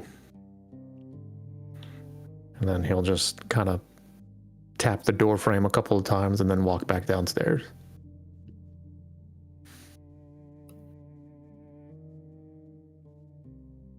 Navina takes a few slow, deep breaths before she goes into the bathroom first to very quickly sort of wash her face, try to erase the tear tracks. And as she's looking in the mirror, she'll lift her scarf again and cover her braid, hide her hair, before slowly going downstairs to join the group. One by one, Helix and Navina rejoin the group in the main part of the Ember Heart Forge. At first glance, Navina, everyone looks fairly shaken, save for Beatrix. You also see a beautiful painting of Salonia, just leaned against the far wall. She's not looking at it. I would say Helix is also not shaken. Yeah. He's more mentally processing. So Helix would kind of grab a chair and sit down near the others. Well, I'll ask first what we always ask to each other in this moment after we experience it for the first time. What did y'all all see the moment it happened?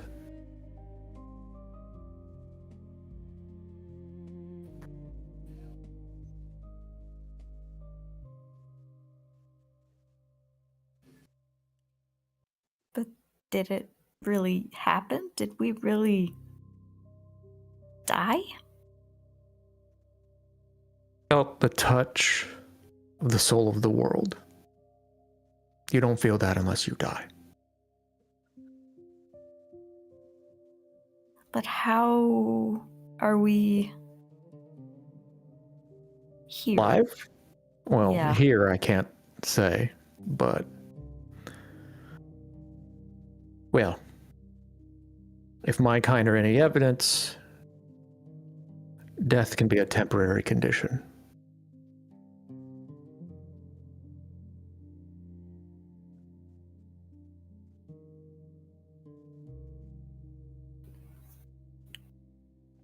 It doesn't make any sense. I thought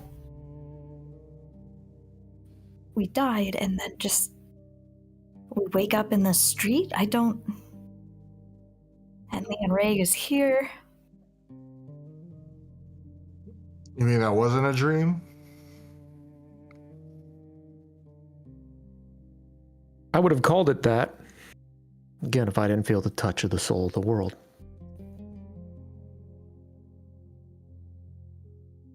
I have felt this many, many, many times. And it was fleeting in this particular scenario, but it was there.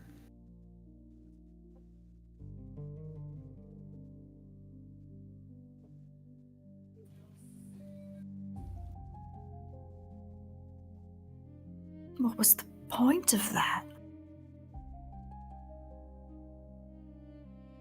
Was it in another dimension? Like, what was that? I mean, the sky was dark, and it's like when the crystallized people attacked last time. Then everything went to normal, like it never happened. It's like it happened again.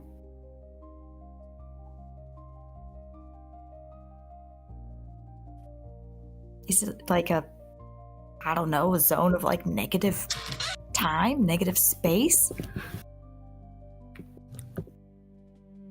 I wish I was smart enough to tell you. I've only experienced these things. I've never understood them.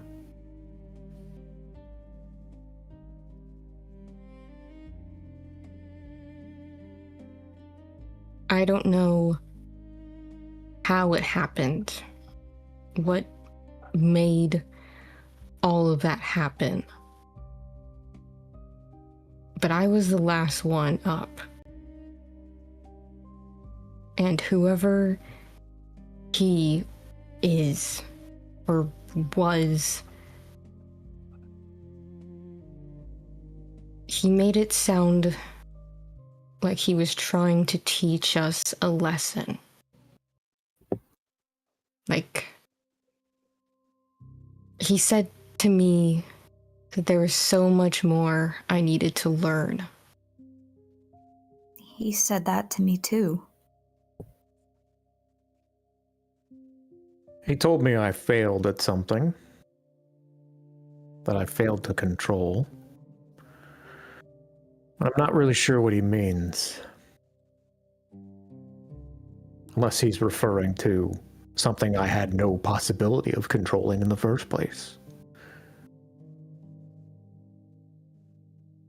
Are the two kids in the room, or is it just everyone They're else? there. Leon Ray is experiencing more nose bleeding.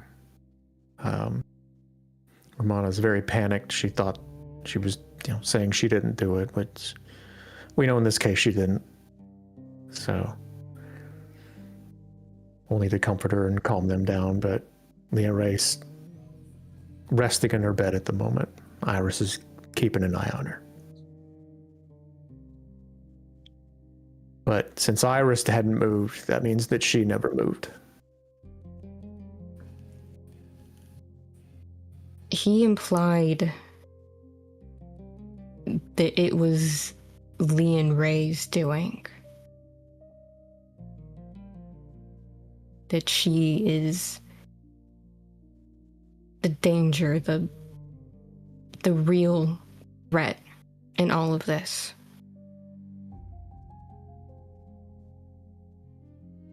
And she may be. As much as I dislike that thought. I mean, But she is incredibly powerful for a child. and she may also, I feel the most likely scenario is while she might be a threat, she has no idea what's happening to her. A power uncontrollable, a power not understood, and it's all held by a small child. And a child that can defy death, apparently.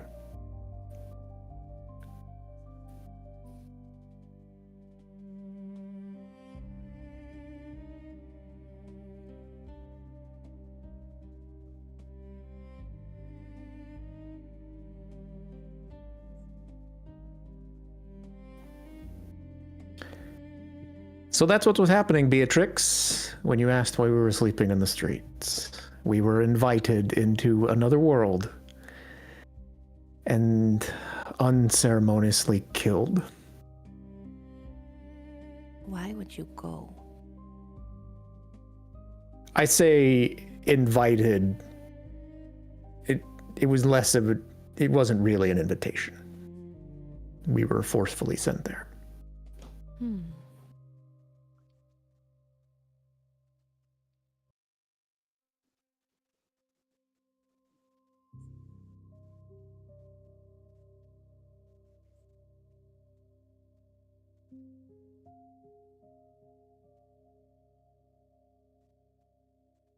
You asked what we all saw, Helix?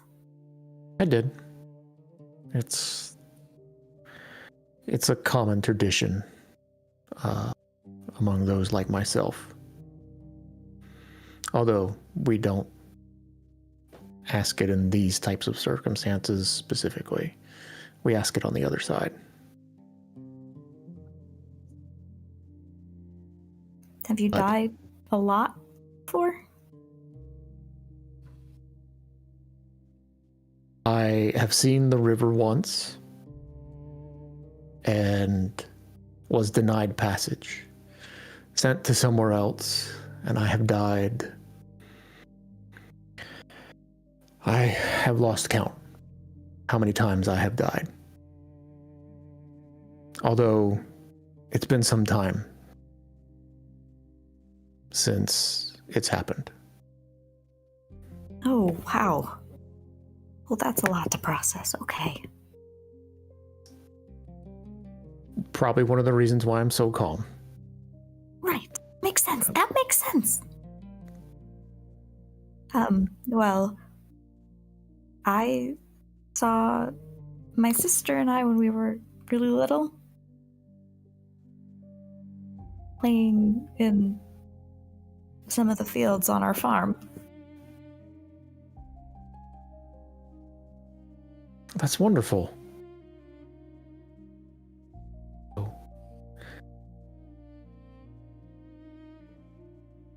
I hope you can focus on that moment and not the moment that led prior.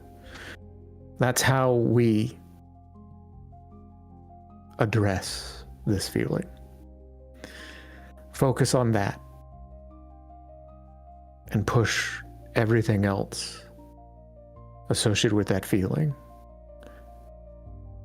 the negative aspects of it away, and accept the positive thing, the positive gift you were given at the moment you were meant for judgment, but luckily given a second chance.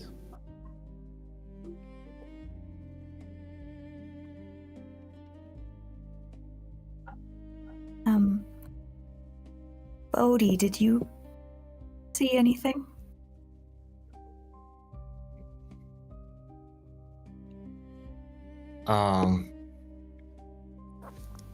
I just saw all of y'all fallen, and in my last breath, I was just asking for a miracle because I did not want it to end.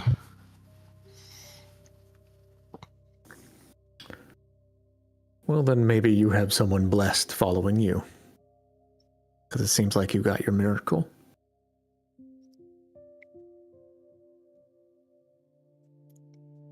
Well, hope so. I think I'm blessed just to be with all of you guys.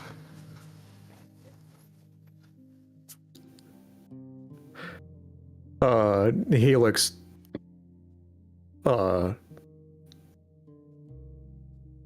reaches over and just pushes Bodhi's hat in front of his head, in front of his face. Just slides it down. Yeah. Gives out kind of a awe. Well, that's mighty nice of you, young cub.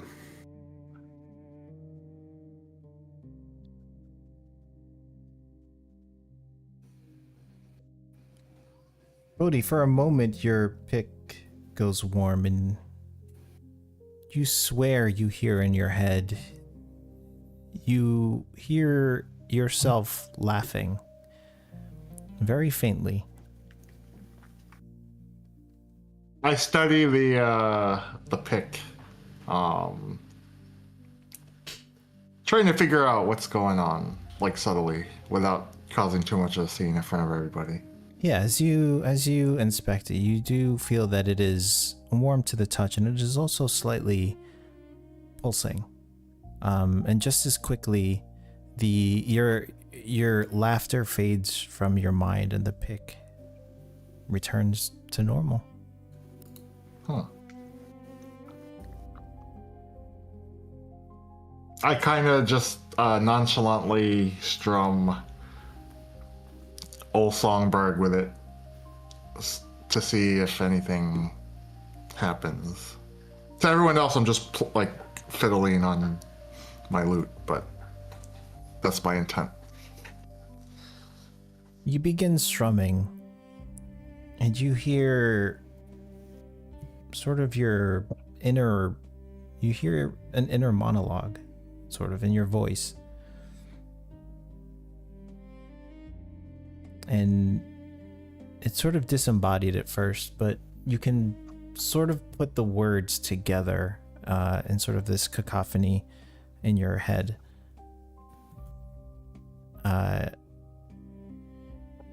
You hear yourself saying, "In time, my little dancer."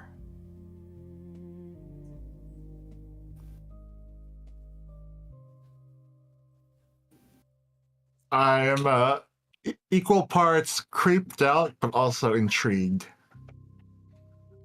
As Bodhi's playing, you hear just one note go discordant.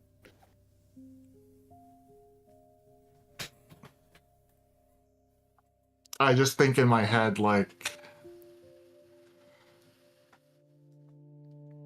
I don't know what you are, but hopefully it's some inspiration. I can sure use a muse. I am you and you are me.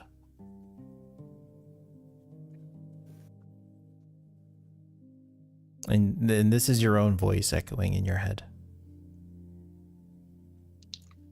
Now I'm like panicking a little bit, like keep it together, get a grip. I'm not going crazy. Don't be afraid. In time. In time.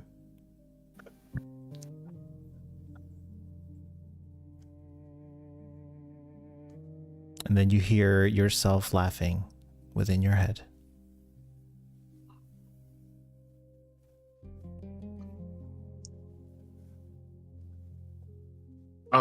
To drown out the laughing, I just start playing Old Songbird. I just like strum.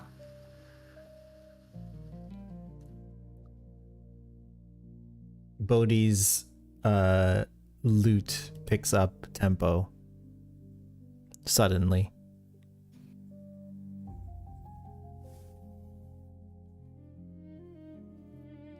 You see a bead of sweat forming on Bodhi's forehead. As you look All right over. there, young cub? Just a little shook from this past these events. Just gotta calm my nerves, is all. That's understandable. I suppose I wasn't really expecting a yes. As a matter of fact, if you told me you were all right, I would have probably felt otherwise. A voice in your head, Bodhi, your voice. I like that one.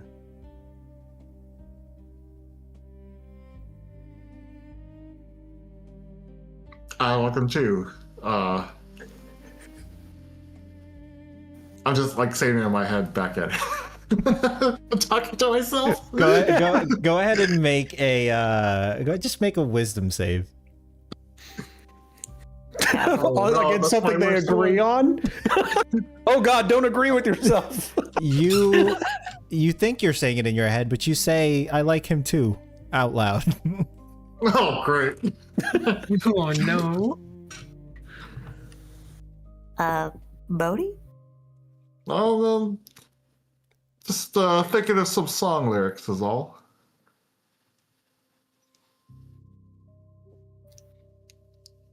Well then. Interesting time to muse on that, but if it helps, it helps.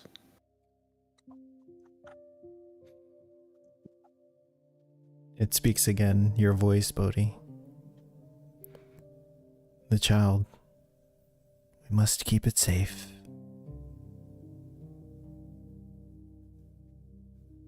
At all costs.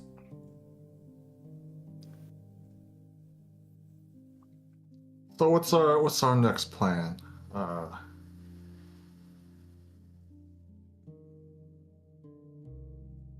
Did you say that to your head or out loud?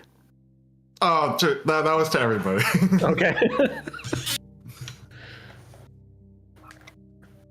Well, I was going to ask Beatrix if she found anything, but she is currently curling up for a nap again. I do not understand that woman. She's licking her paw and like rubbing her head. How about you, Bill? Did you see anything? Yeah.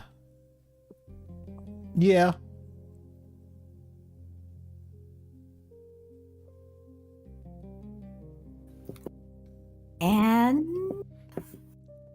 oh, you know, same old, same old. I wish it were as pleasant as you guys. It sounds like you guys had really, I mean, despite dying, it sounded like you guys had a pretty okay experience.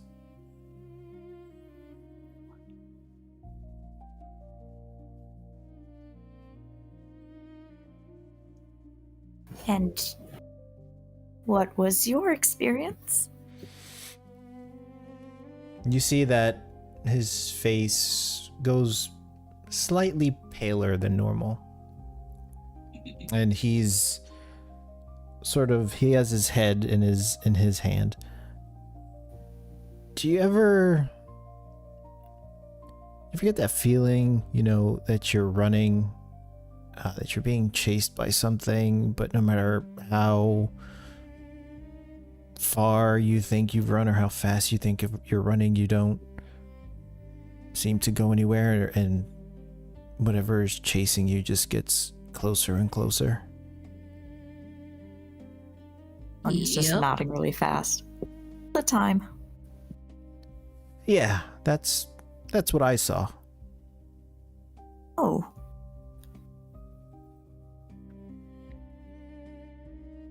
It was just darkness. It was black. There was nothing but her.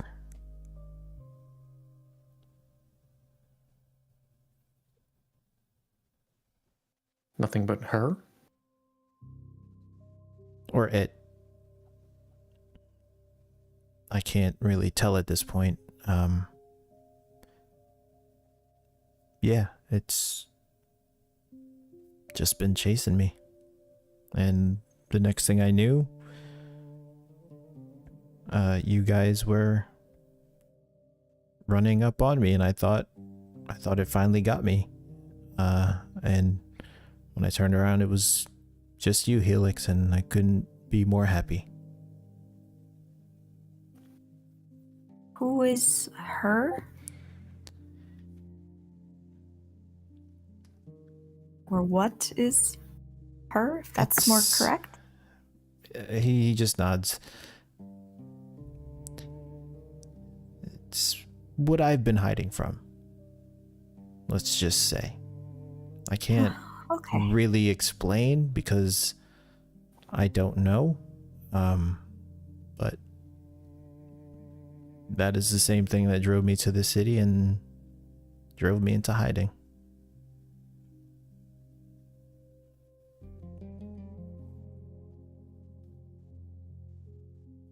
And I thought it finally got me, but thankfully it didn't.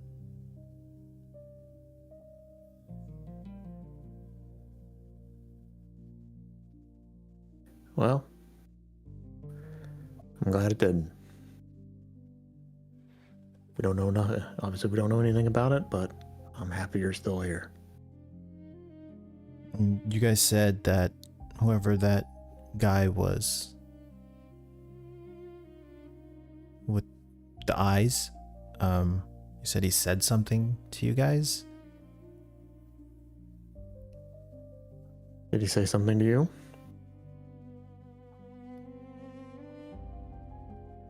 Yeah.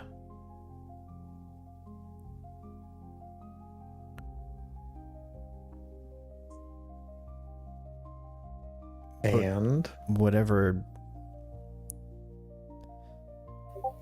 he told me, I can't say. I see. He said things to you guys. He told me something. Think that?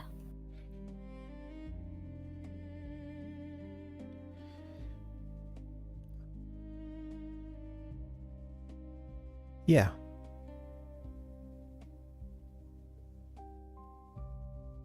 Yeah. And you see he goes somber. Obviously, I can respect that you don't want to talk about it, but it's not that I don't want to, Helix. I can't. Yeah. I was going to ask just simply, what should we watch for?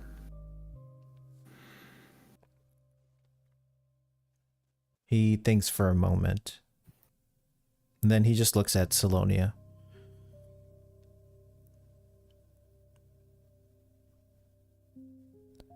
He stays silent for a moment and he says, and he's just staring at you, Salonia. He makes eye contact and holds it as he continues. I think it's best if I stay behind from now on. Let's just say that.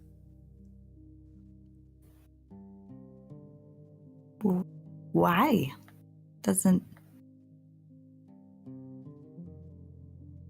What does that mean? If what he told me was true, if it's true, I don't think I want to gamble that, so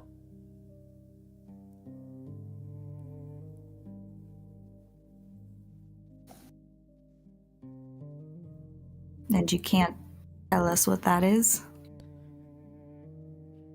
He just shakes his head, keeping eye contact with you, Salonia. No. Okay.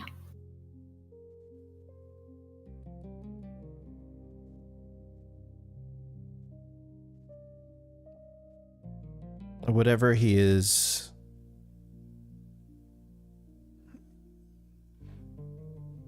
he's not only beyond any of us at this point,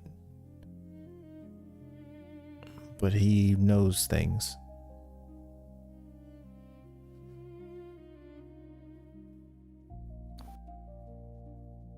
So he's also a what and not a who? Until until we figure it out, he's a what to me. I would second that. Things like that, they're never a who.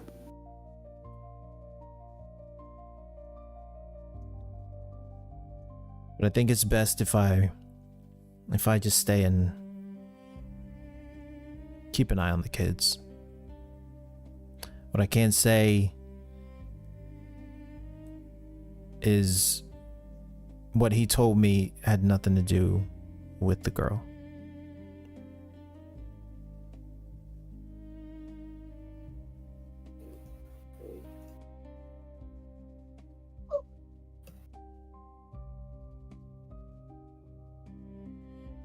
Okay. We will figure out what to do with that in due time.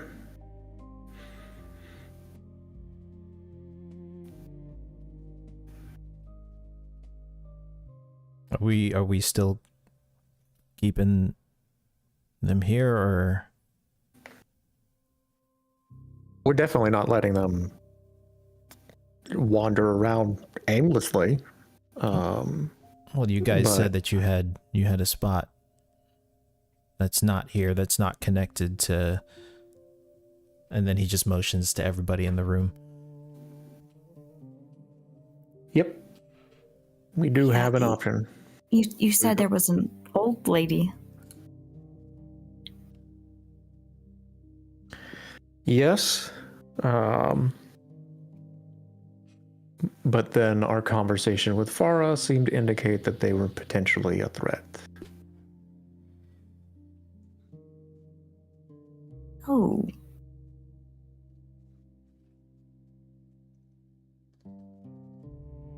Trying to recall what she said. A threat in a good way, or? So this is just me talking about the table. Oh, okay. I'm trying to recall specifically what she said. But I'm running a blank. I just remember she mentioned she was like, they were like a threat. She mentioned that they were dangerous, but she didn't mention towards who. Okay. All right. That's where I was trying to puzzle out, which would explain why I didn't remember it. Yeah. So, all right. That's a good question. Didn't say who or what or why, just be on guard effectively. So would it be a good idea if we left the kids with them, or?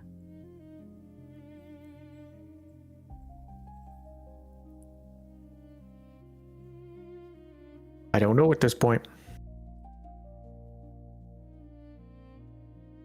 I mean, if we did leave the kids with them, at the minimum, we would want to stay for a few days just to suss out potentially their intentions. Bodhi, this was your contact, correct? That's old right. lady. Do you trust her? That's why I recommended her.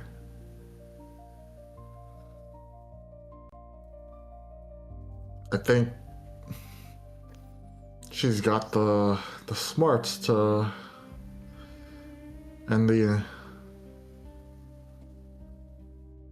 integrity to keep him safe. Bill just looks over at Helix. I mean, if Bodhi trusts her, they might be dangerous to the people we need them to be dangerous to. Well, that's a thought I have, yes.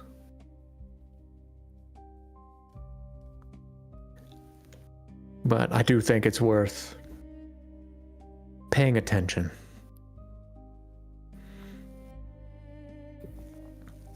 We can't just blindly trust. No, Bodhi's a I think good you're fellow, right. but there's a bit of an innocence to him. He says in front of Bodhi. Yeah. No, he smiles over to him.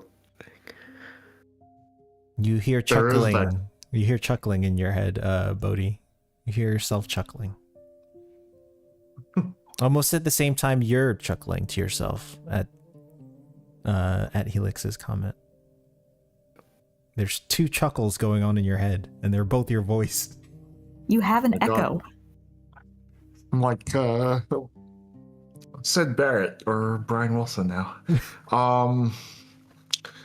Now if y'all don't think Esther's is a good idea, we did talk about that cave. I think it's worth a backup plan.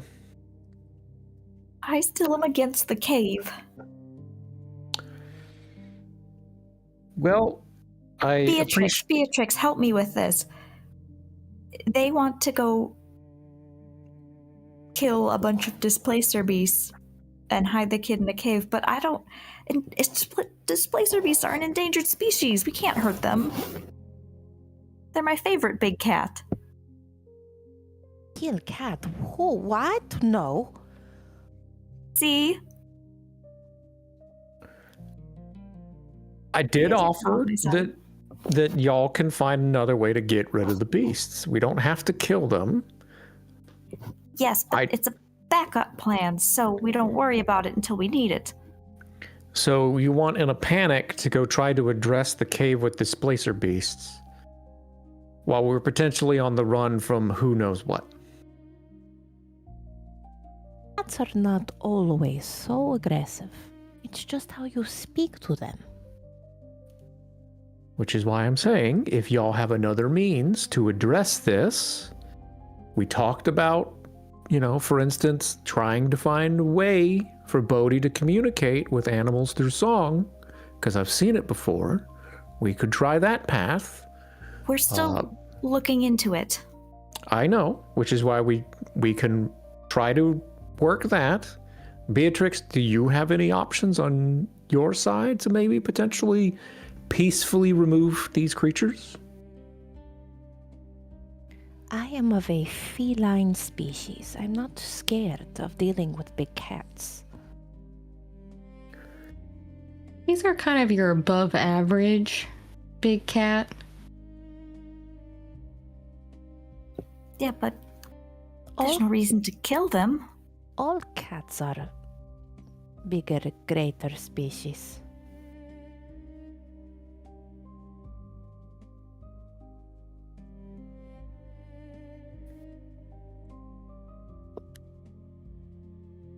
Bodhi, you hear yourself, kill, kill, kill, and then laughing. God. Now, I wouldn't take pleasure in hurting those displayer beasts, but I made a promise to Syed.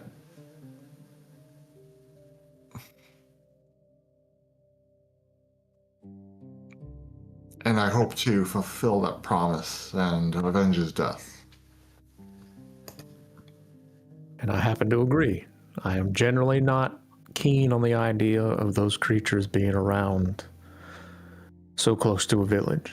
At some point, some child's going to play in that area and they're going to get too close and things are going to go south. The world is not so kind, regardless of whether or not the creature is endangered. We'll keep working on a peaceful solution to that. But in the meantime, do we all think the little girl and her grandfather would be better off with the old couple?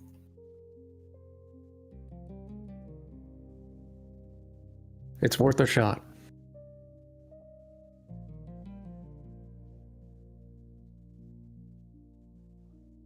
Probably better than being here, considering I'm sure the Kalanthar is going to start sniffing around this forge at some point. Well, since they finished up at the Institute, that's probably true. Which, by the way, I got contacted by them while we were leaving, and they notified me that they were done at the Institute. So...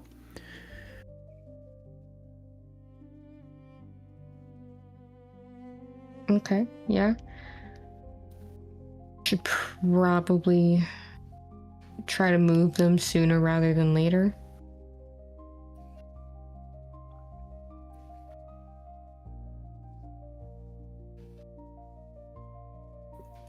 You can see that the sun is getting very low in the sky. Do we move them tonight?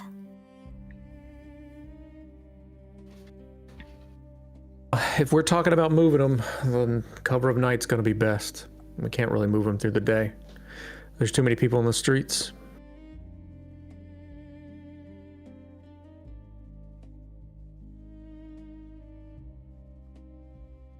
Okay, then how do we move them? Do we just walk them there? Unless you have some means to transport them. I'm not that powerful. Maybe someone here is, as Helix looks at Bill. He sees lightning bolts, huh? He sees all eyes going towards him. That's sort of out of my realm. If I could hide myself, believe me, I would.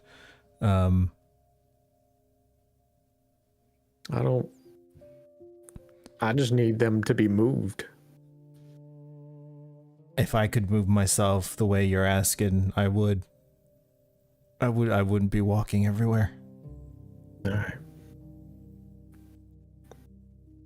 And I'm sort of not keen on trying spells that I don't know.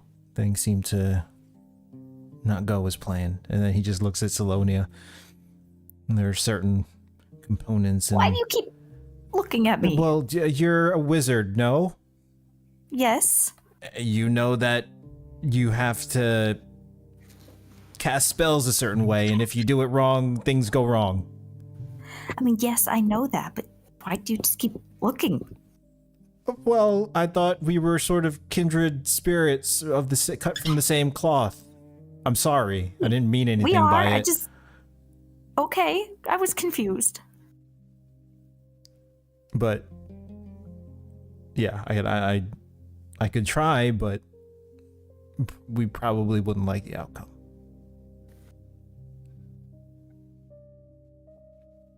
Right. And then we're just lightning bolt, by the way, totally don't know where that came from. So, and he looks at you again, Salonia, except that he's trying not to make eye contact this time. That was I had components for firebolt. So yeah, I don't know where the lightning bolt came from, but okay. Well, just remember, whatever you cast, I'm probably gonna know what it is, at least at a general level, because I've seen it. I mean, firebolt is a very basic spell. I'm sure everyone here could probably do it. So, well, firebolt, yes. Lightning, no. There's no telling. I wish I could help you there. Which is why I kind of think it's better for me to stay and watch the forge. I don't want to be a risk.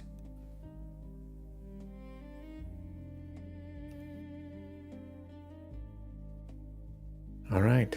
Well, then we'll move them under the cover of night. How late are we wanting to do it? Beatrix, this seems like your kind of thing. Any suggestions? Well, I say we wait about an hour and we go. Not too dark, but dark enough.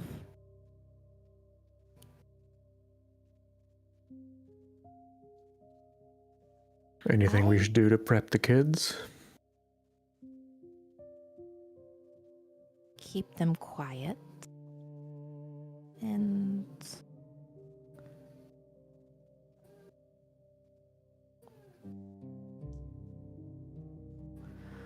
What if we...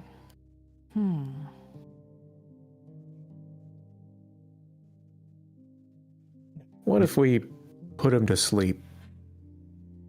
Exactly. Whoa. You see Bill put his hands up. I'm not... No. Not you, both of you can put things to sleep. I'm not asking you to hit the children. I'm asking you to do it gently. Like a pillow? Like a No, sleeping no. potion. Bill, he means magically. Oh. Sorry.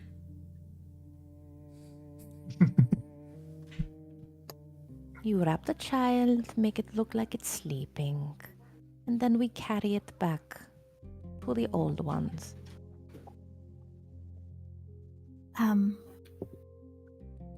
Yeah, I think I could do that, but,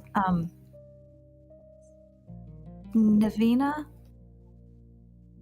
Do you want to have a talk with Rumana before then? She's kind of attached. And she might not take separating well. Yeah. Probably gonna need to talk to her about that.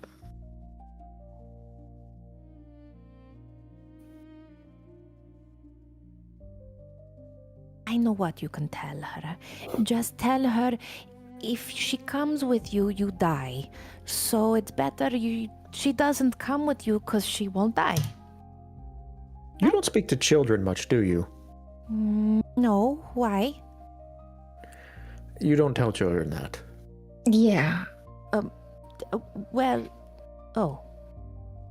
Because that would also be implying that that Leanne Ray's gonna die?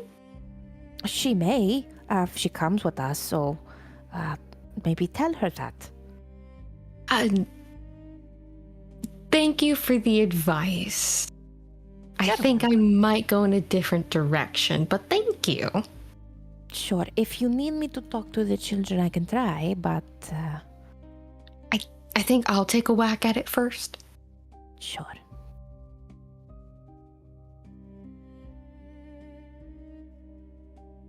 Thelonia's writing down in a corner of her spellbook is, don't tell children about death.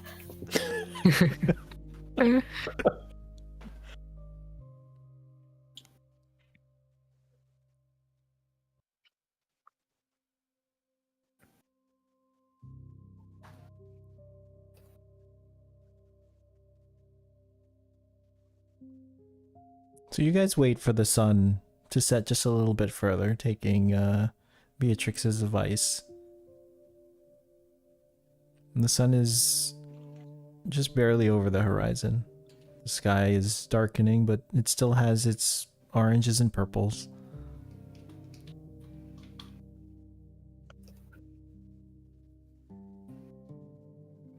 Navina, you look into the back room. You see, the whole time that you guys are speaking, you see Rumana, you see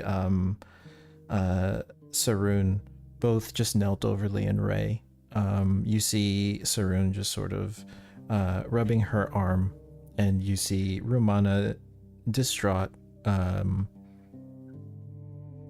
just sort of rocking back and forth.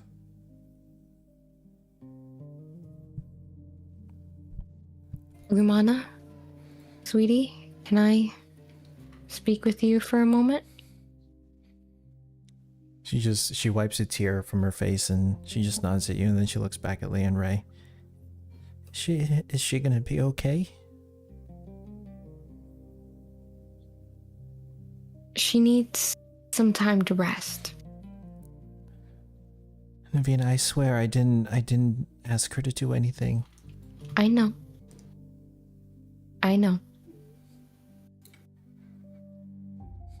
She stands This up and wasn't on you. she slowly walks towards you, but she's like, just her attention is still on Leanne Ray as she walks towards you. And then as she gets closer to you, she just averts her attention and looks up at you.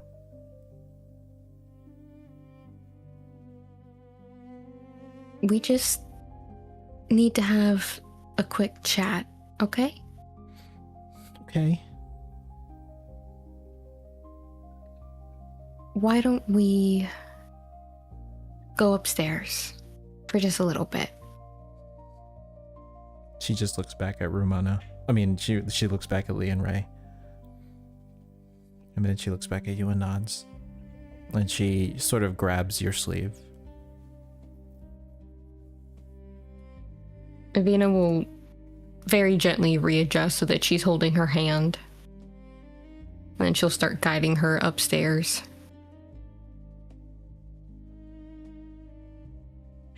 So you make it up the stairs into the empty room.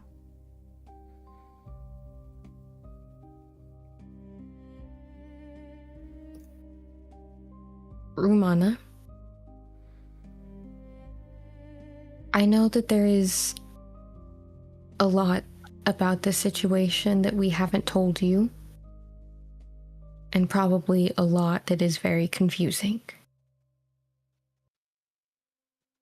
But Leanne Ray is... she's in some danger.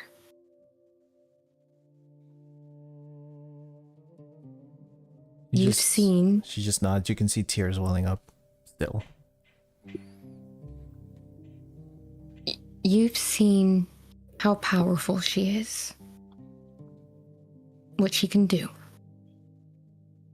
We're not entirely sure how she can do what she does. But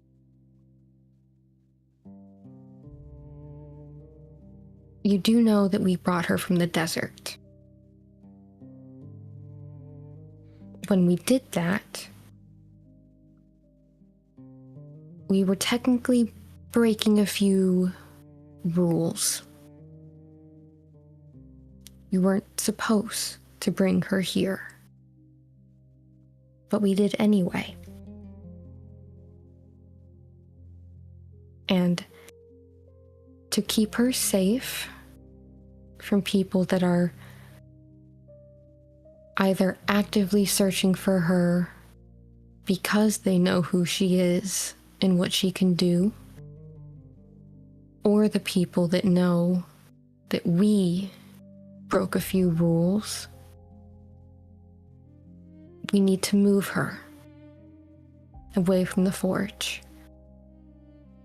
She nods. They know about me, and I am very connected here.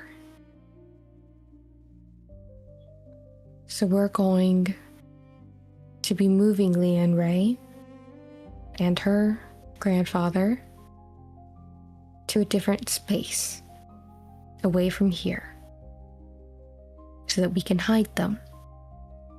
I can keep her safe. I can watch. That's part of the reason why I wanted to speak with you. Because you have to stay here. You can see like a dagger was just stabbed into her, and she doesn't say anything. She doesn't protest. She takes a few steps back and immediately runs towards the corner of the room and sits down. She has her hands over her ears, and she's rocking back and forth. And she has her eyes shut for a few seconds, and then she just looks up towards you, Navina, and daggers. Anger. Navina is going to, like, very slowly nod at her and walk towards Rumana and kneel down in front of her. She shifts her body as you kneel down, away from you. I know you don't want to leave her, that you want to stay with her, and I wish that you could. But this is the only way to keep you and her safe. She begins to sob at those words, and you can hear under the sobs, you can sort of hear her saying to herself, I thought you were my friend. I am your friend, Rumana, which is why I'm telling you this and not lying to you. This is the only way.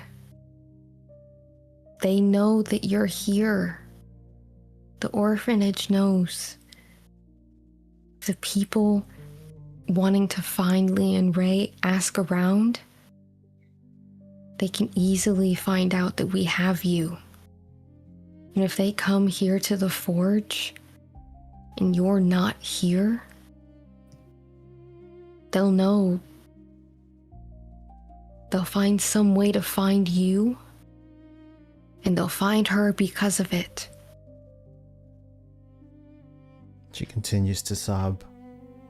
She doesn't say anything else. Her head is now buried. She's curled up, and her head is sort of in her knees, and she's just holding the back of her head. You staying here will keep her safe. Keep her hidden. I know me telling you this is very painful, and being separated from her will be very painful. But the best thing that you can do for her is to do your very best to pretend like you never met her. Give me a persuasion check.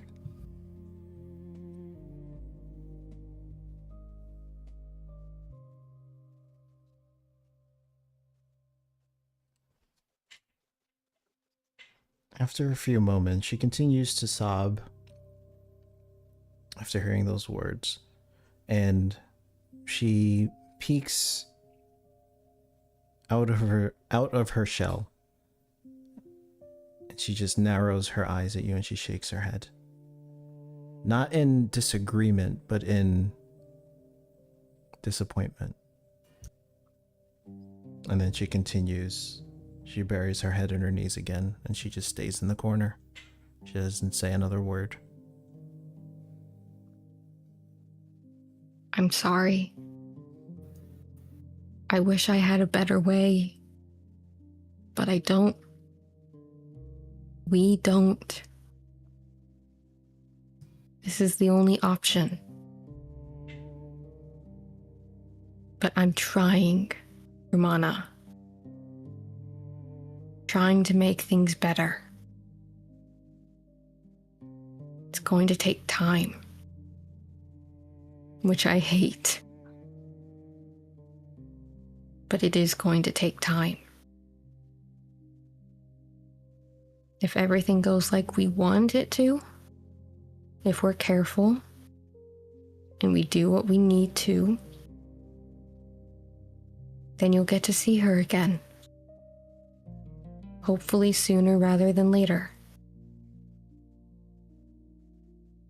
But until then, we're going to do what we can to keep you both as safe as possible. And that means that we have to separate you both.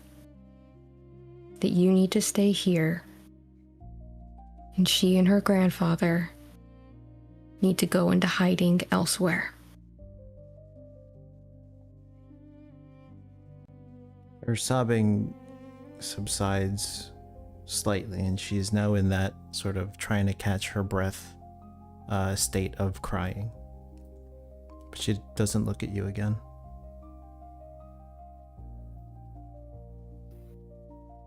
You can hate me. I wouldn't blame you if you do. You can direct that at me, not the others, not Leanne Ray, not my dad, at me, okay?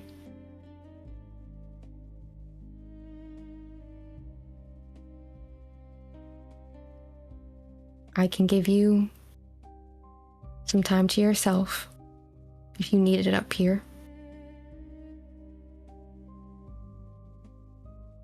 But we are going to be moving Leanne Ray and her grandpa tonight. And at the word tonight, her sobbing continues.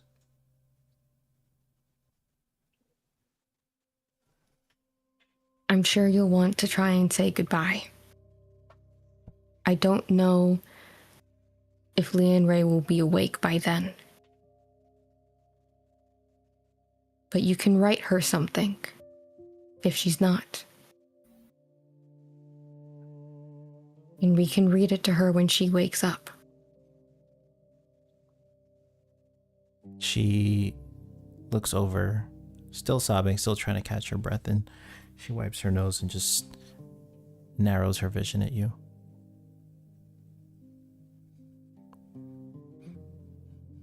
What's the point? You told me I never met her. So I never met her. Okay.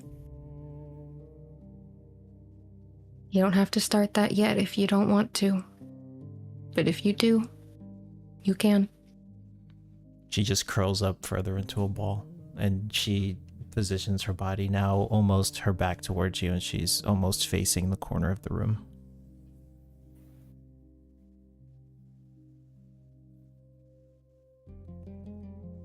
I'll give you some space.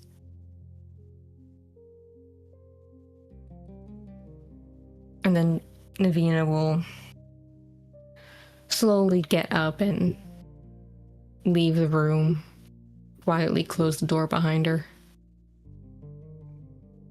Muffled sobbing is all you hear.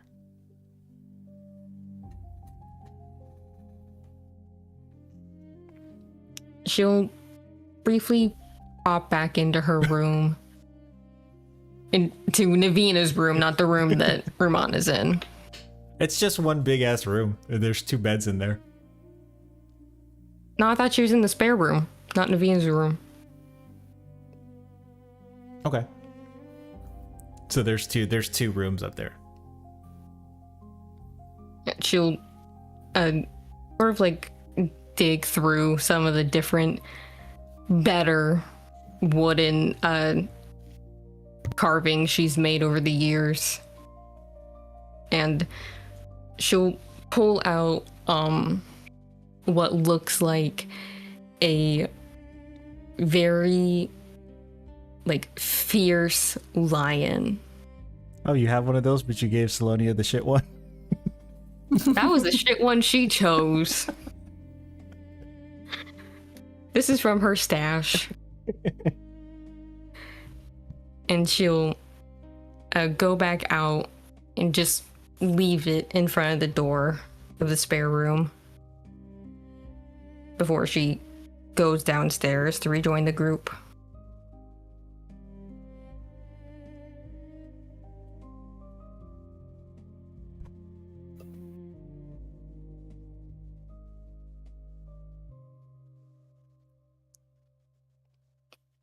Well, all right. Are we ready to get this show on the road? As ready as we can. All right. Slonia, you're up first. Okay, oh, it's already time.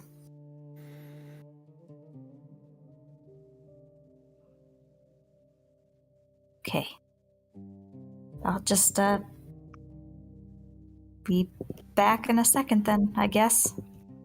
And she's gonna go into the room where Leon Ray is. Mm-hmm. So Helix will follow her in and take Ama Saroon away to fill him in. Take him away. Away to cover him over the head.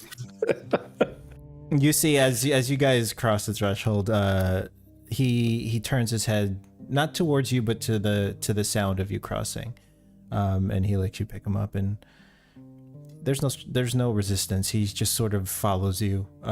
His frail old bones just rises, and Helix will give him the rundown on what they're doing, so that he's not terrified what's about to happen. What's going on? I understand. I appreciate your help, and I appreciate what you've done for us. Yeah. When people are in need, people are in need. So we're going to get you somewhere safe, and we're going to figure out what's going on. He nods and he just sort of gently pats you on the shoulder. Old men got to watch each other's back, right? He smiles and nods, but he's not looking at you. He just smiles and nods, and he blinks slowly. As much as we can for each other, yes.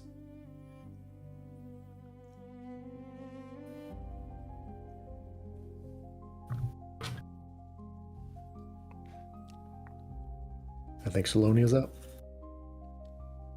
Right. You see Leon Ray stirring slightly in her sleep.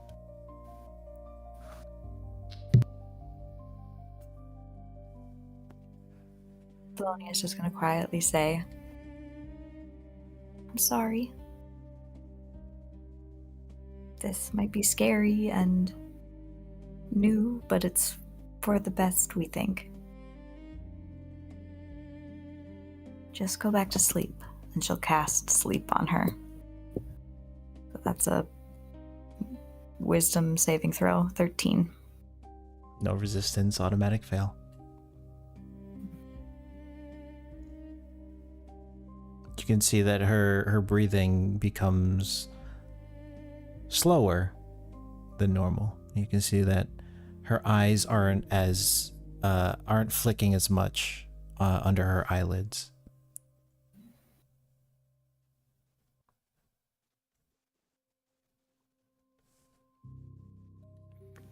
Those the room again. Those of you within the main room, go ahead and make a perception check. So that would be Navina, Bodhi, and Beatrix.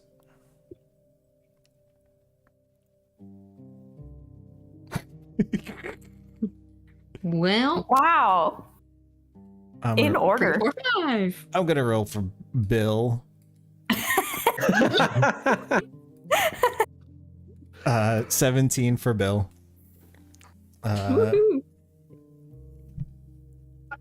He perks up for a moment, and he seems to be staring out the window.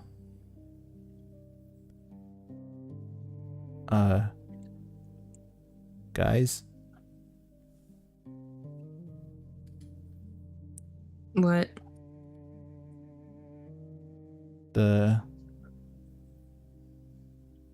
stars again. Oh, not again.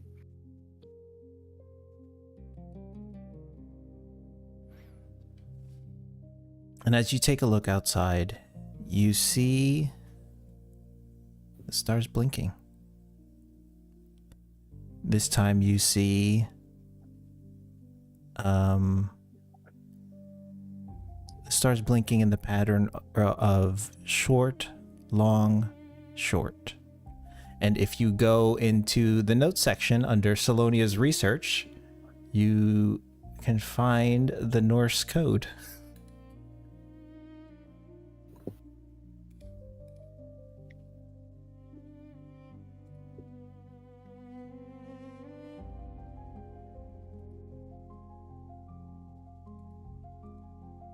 and it blinks in that pattern for 10 to 15 seconds more before it returns solid.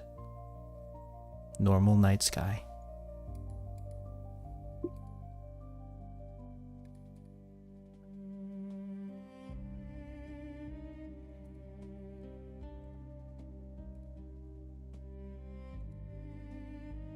So you've got a 12, an 8, and an R.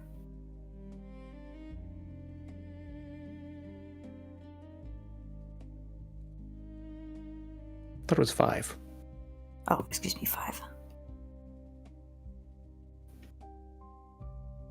Yes. 12, 5R. 2 more numbers and an L, maybe? I don't know. We'll see what happens.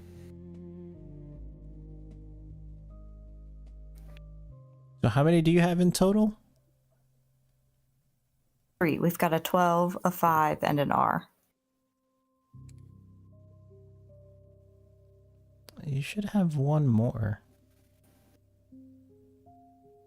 No. Last time we had a sky incident, it was just empty.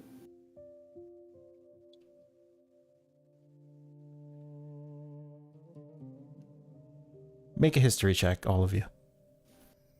I feel like you should have one more. I have it marked. Who got a natural 20? Who do you think? The one with history. You have 5 longs as well.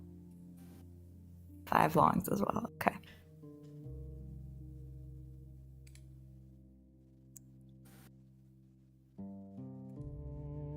When did that happen in relation to the other?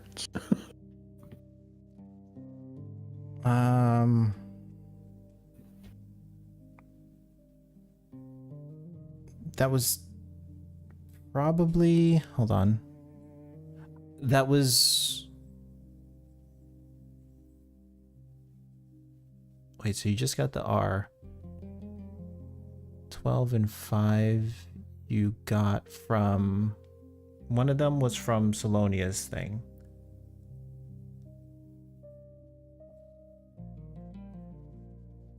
I can't remember where the 5 long came from, but you have it, and it happened within the last day or two. So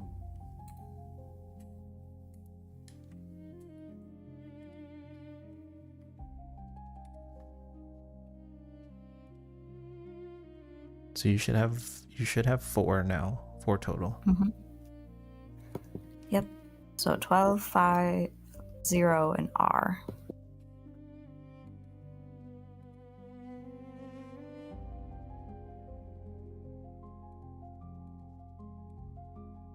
All right.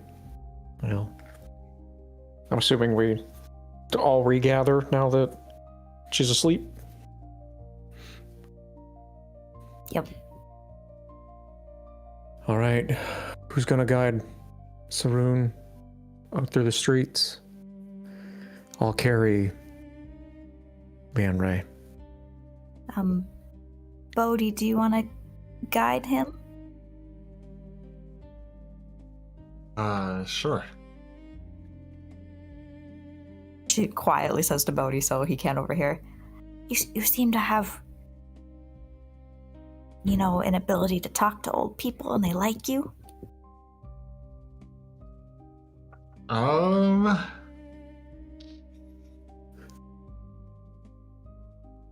Yeah, happy to.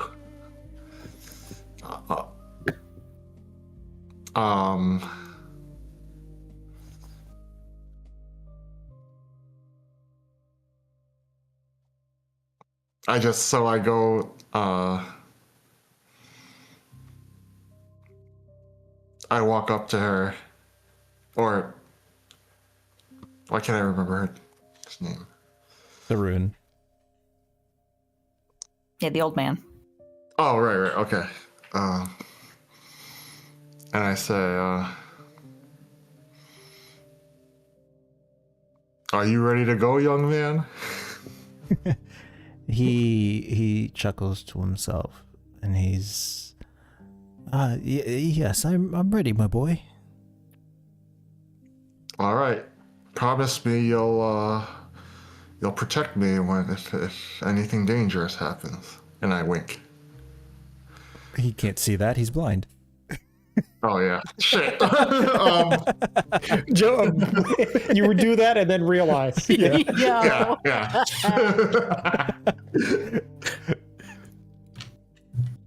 And as he sort of grabs your sort of forearm for guidance, you hear your voice in your head, Bodhi. Pretender. I say in my head, who's pretending now? You hear yourself laugh.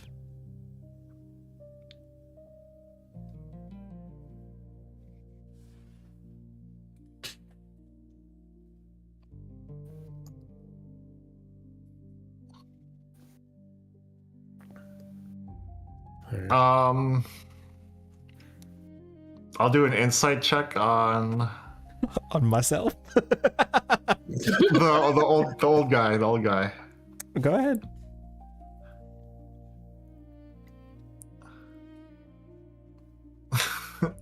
He has a gentle hold on your forearm, and he is waiting for everyone to move. He doesn't think you're his boy at all. With a 9, Bodhi. He looks familiar. He looks familiar. I don't believe we met before all this, have we? No, your voice doesn't sound particularly, familiar. You ever travel through Busker's Alley? This is the first time I've been in this city, my boy. Does his voice sound familiar to me? With a 9, there's something there.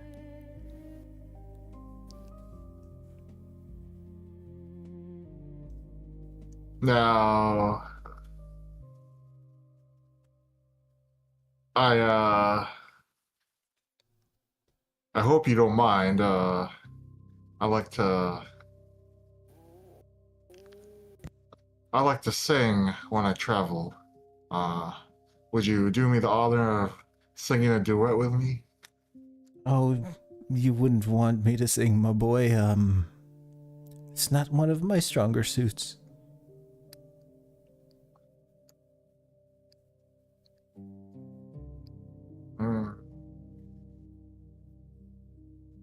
I can hum along if you'd like.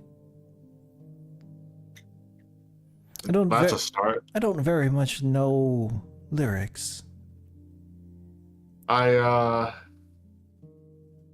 hum him a melody for him to follow along. Mm-hmm. I'm like, no, you try. He mimics it as best as he can. You can tell by just the way he hums, he's definitely tone deaf. Okay, so it doesn't sound familiar at all, like him. Doesn't like trigger anything. No. Okay. I hope I didn't disappoint. No. Now, why would you say that? Well, I just heard you hum me a tune, and it was quite beautiful. You hear yourself in your head, Bodhi. Pretender.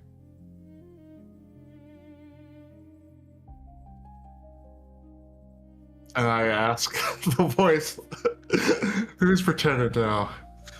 Is that me? He laughs again.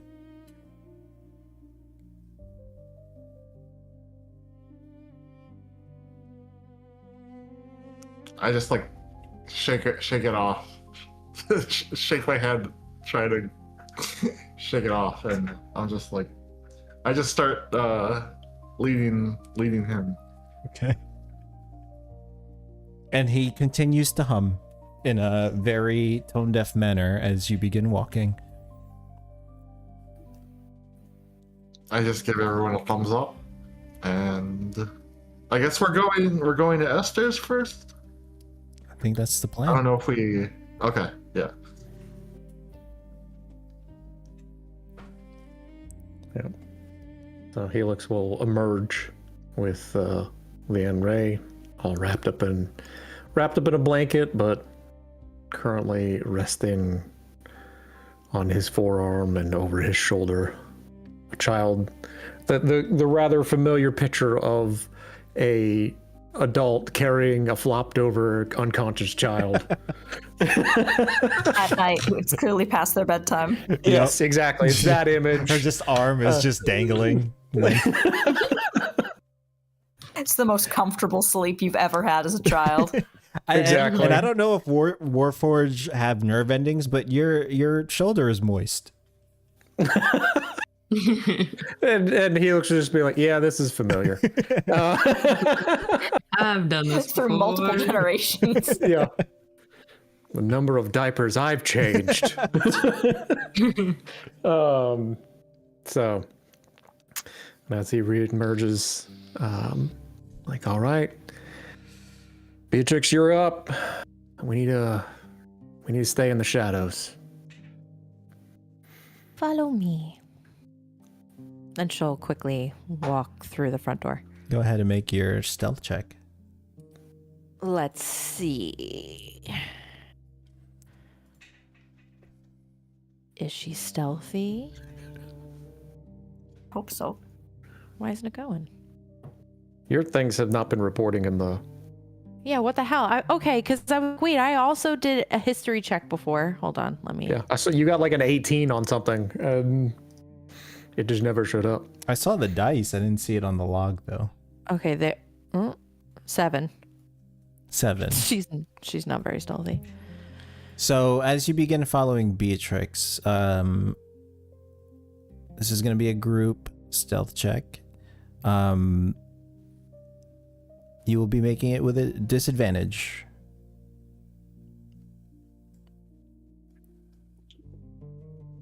Okay. So everyone except for Beatrix. So as we begin to set off, knowing that this is a stealth mission, Helix, as he takes the step out of the door, his footsteps are heavy. But as he steps through the door frame, his left arm will begin to eat light again, and he will rage with the sole purpose of being stealthy.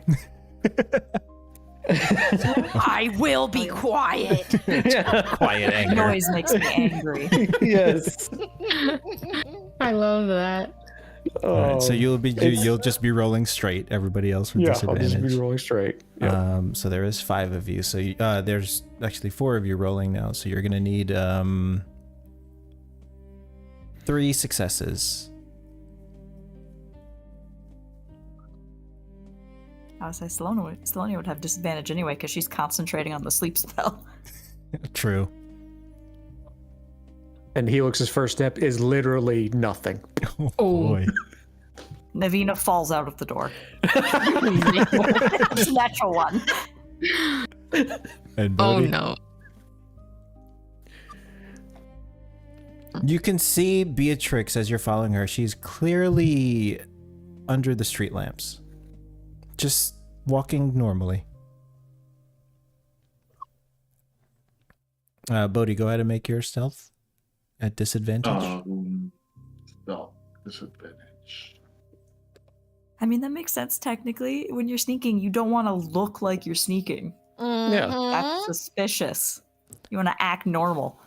Well, Bodhi, you guys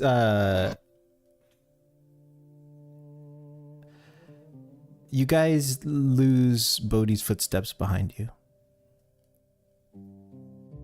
As both him and Saroon are both tiptoeing. They seem to be having a jolly old time together.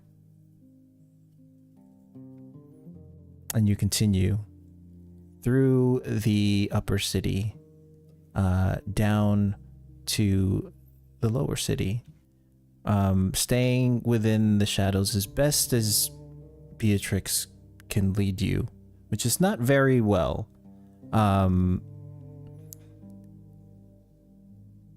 Beatrix has only actually been in the city for a few days. Yeah. And she's overly confident in everything she does, even when she does it really poorly. As you make your way through the lower city, Beatrix, you hear a voice off to the side, and the voice seems to regard you. And as you look, you see 4 Vezaran guards moving towards you. And as they stop, they sort of part and move back sort of in like 2 columns now, and a female figure steps forward, dark skin, not walks forward, she's on a wheelchair, and she rolls forward.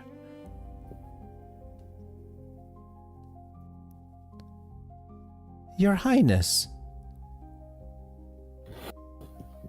I beg your pardon. She smiles softly. You recognize her from the message broadcasted throughout the city on shortly after New Year's Eve. This is the Lux Primaris Anissa Saret Al-Shar.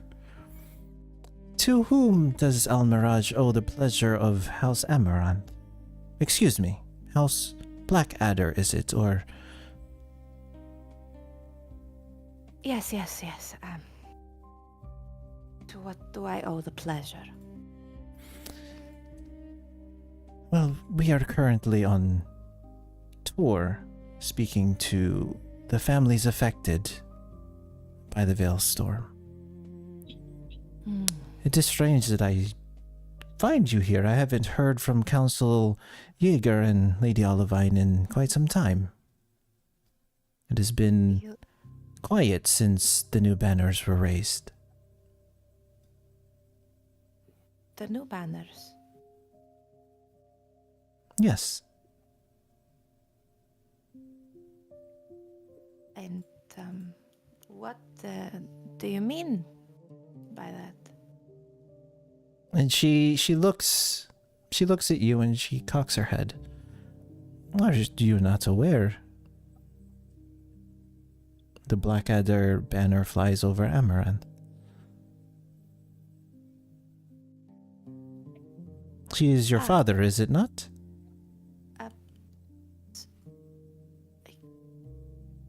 You could say that, yes. Well, forgive me. Please send them my regards next you see them. I shall. And she bows. She solemnly nods her head towards you, and she turns her wheelchair around and continues moving with the guards.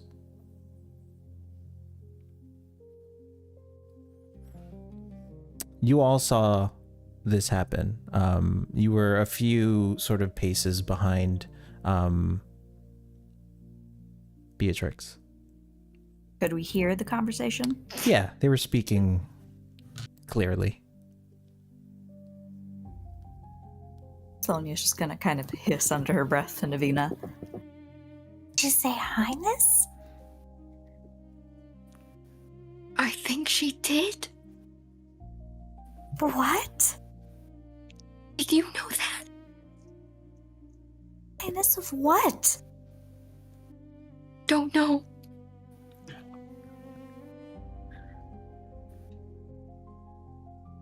Helix will walk up behind Beatrix and then just kind of lead in and quietly say, Lady Beatrix, if you would please continue on.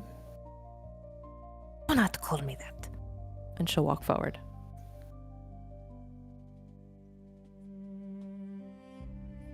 What is Bodhi's reaction to this? No, I didn't know we were in the presence of royalty.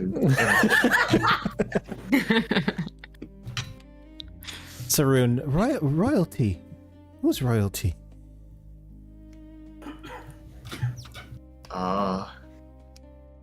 We appear to be in the presence of Her Majesty Beatrix. Oh, that is wonderful.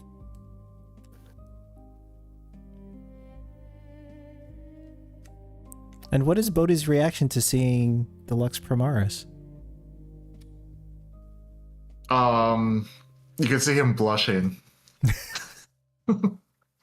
You hear in your head your voice, ooh.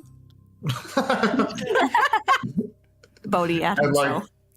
I'm not even looking her in the eyes. I kind of just look down at the ground where she's like standing. There, she's in a wheelchair. She's not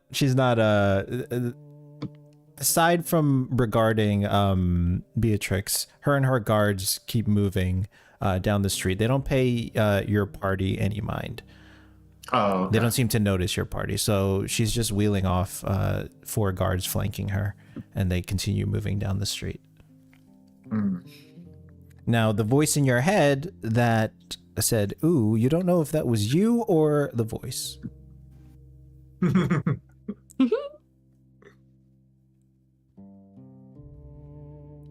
Saroon sort of tilts his head towards you. You've gotten quite warm, my boy. Is everything okay? Oh, everything's fine. Just a little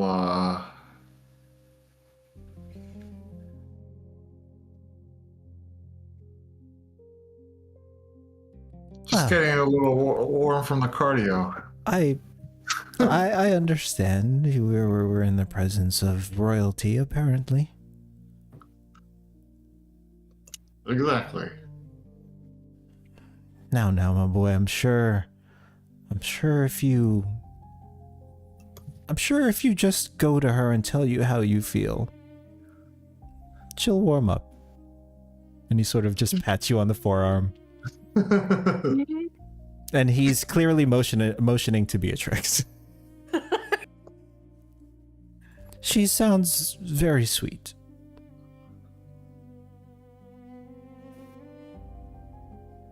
The sweetest.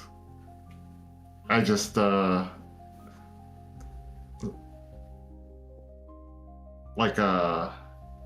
say it like loud enough, like I'm kind of teasing, and then just like wink at Beatrix. She shows you her claws.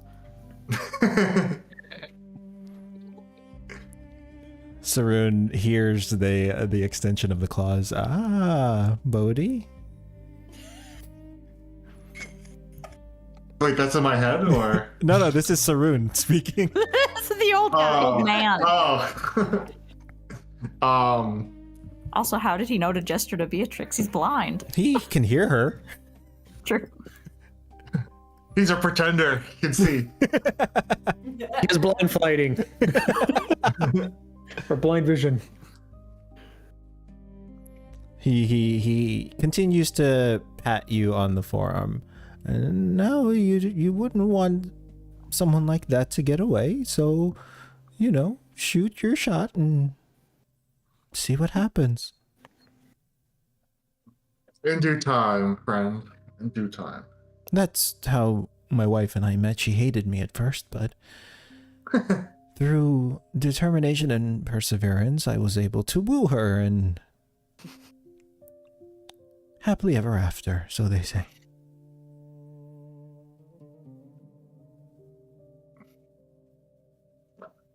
That sounds like a beautiful story. Does Beatrix hear this? You can hear them sort of Murmuring. whispering to each other, yeah, Okay. and sort of giggling at each other. And every time you look forward, is Bodhi looking at Beatrix? Like a few glances here and there as they're chatting, as they're like murmuring to each other. So yeah, you can see and hear Bodhi and Saroon having a little guy talk. She grimaces at them. So you continue moving forward down into Busker's Alley.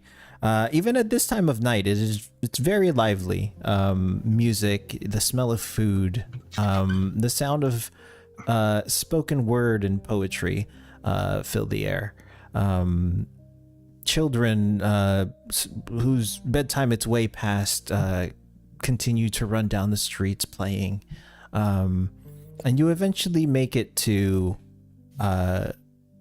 the House of Esther, the Resistance House.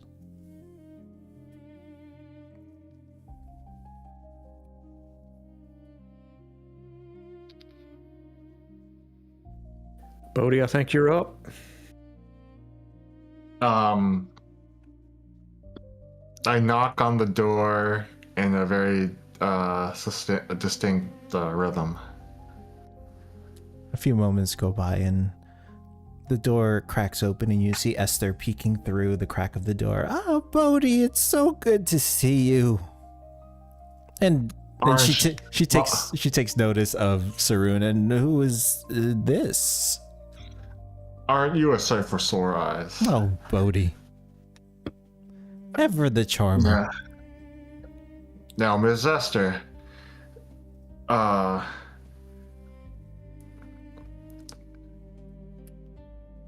have a very special guest here, my friend Saroon. Careful, he's a real heartbreaker. You feel Saroon's hands get warm around your forearm, and he gently just nudges you.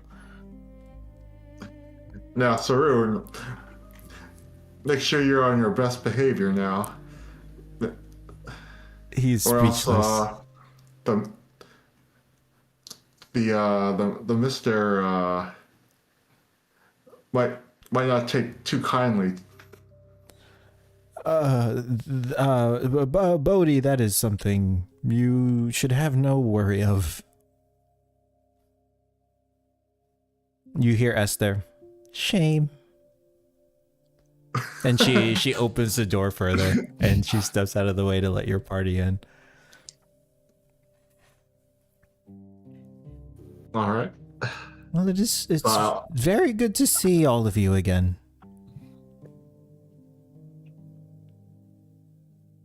You as well. Miss young lady. Miss Young Lady. Oh.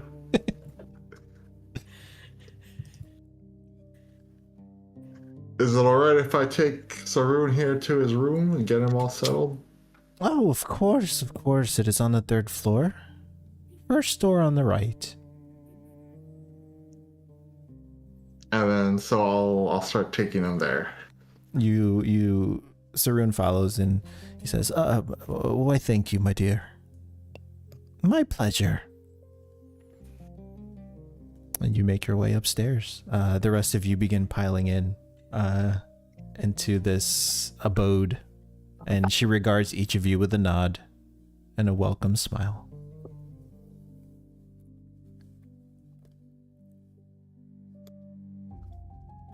Esther, this is Salonia, Davina, and Beatrix. Pleasure, welcome. Hi. Please make yourselves at home. Would you like some tea? Perhaps a biscuit or two? Coffee if you have it. Of course. Anything for you, my dear.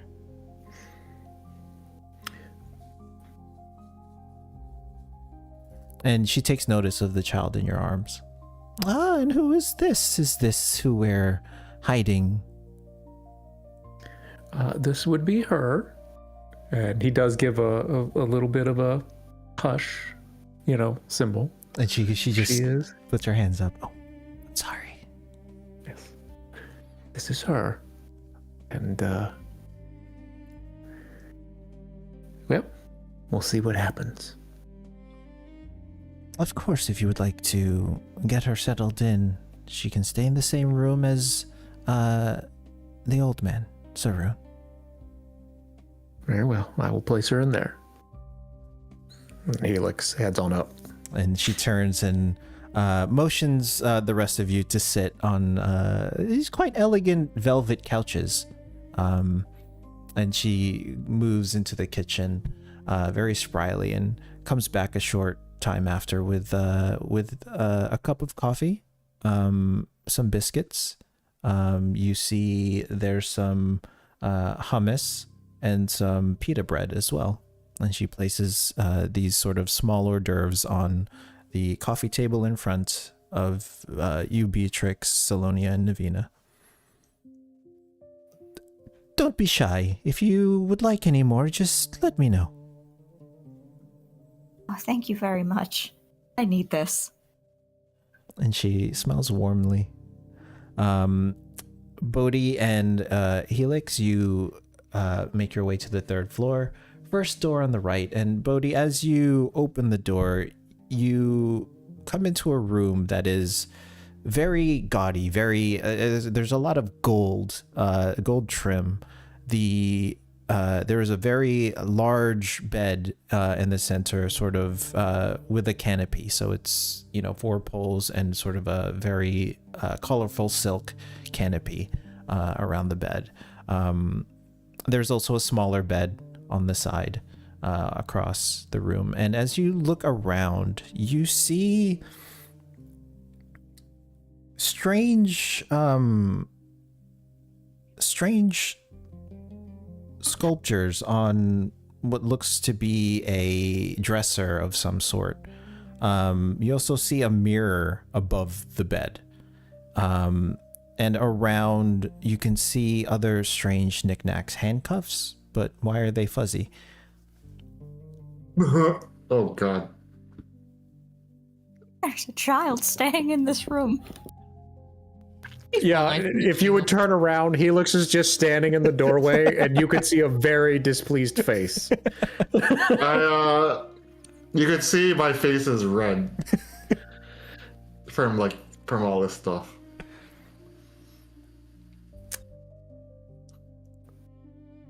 Well, all right, get the old man settled. I'm gonna check one of the other rooms. And he's gonna turn around in the hallway and see what else is around. There's another room further down the hall. There's only 2 rooms up here, and there's sort of a small loft area.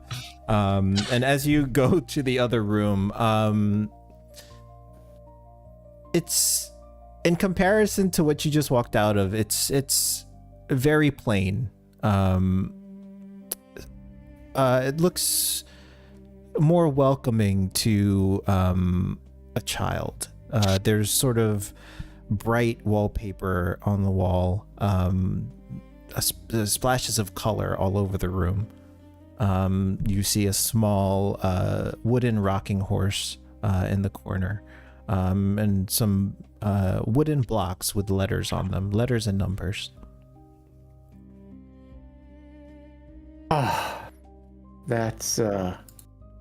That's much more like it, as he just thinks to himself. And then he will walk over to the bed and place her on it. And as he's doing that, he'll just kind of say softly to himself. Actually, no.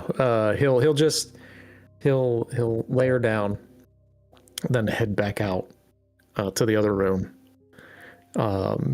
And as he's walking in, he'll just say to Bodhi, "Well, I found another place for her, and I'm glad I don't have to have rather awkward conversations like I did with my oldest when he found our things." So Your things? Did you just say our things? Yeah. Meeting him and his wife. Oh boy. And Bodhi just gets even more beat red from here. You sort of lead Amma towards the bed, and as he sits down, the bed is extremely wobbly, like it's made of liquid of some sort.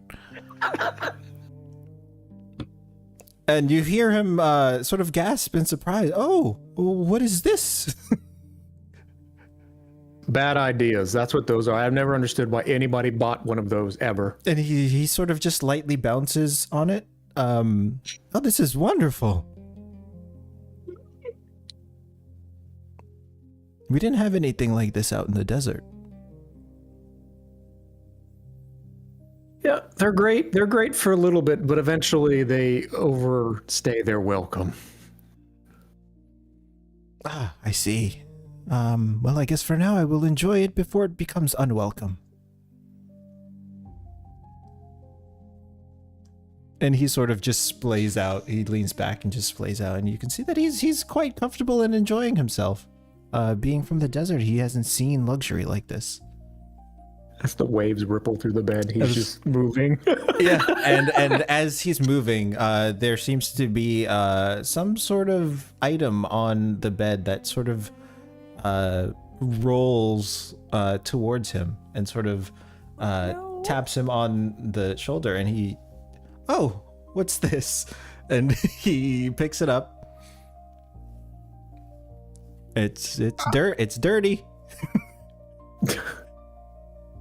Saroon, you should probably let that be. He's sort of, and he's just wobbling it. It's just wobbling in his hands. Oh no. Are you, Saroon, my friend, are you telling me that you've and your wife have never touched one of those things before? I can say that I have. Oh. Well, I guess my wife was adventurous then. This is, from what I can feel, this is very luxurious place. And as he's like moving his arms around, like motioning around the room, the thing is just flopping in his hand. He just starts to chuckle to himself, and then he fucking walks out. Just lets it happen. Bodhi, you see him just enjoying himself. Probably for the first time since he's been here. He sort of just places the item back on the bed, and every time he moves, it just rolls back towards him. And he laughs every time. And you hear in your head, Bodhi, you hear yourself laughing. But it is you yourself that is laughing at the sight of this, and your voice begins to fade, and you hear yourself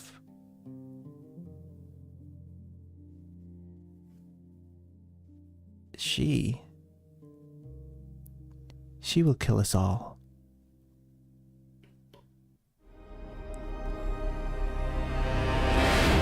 And that is where we will pick up I knew it. Villain music. next time. I was waiting for it. I was like, what's the cliffhanger he's going to leave us on?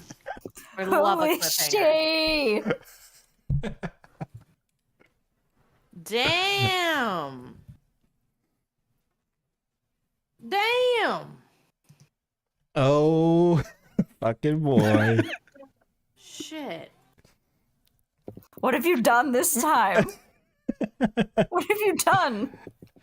Things. But we don't know. Things.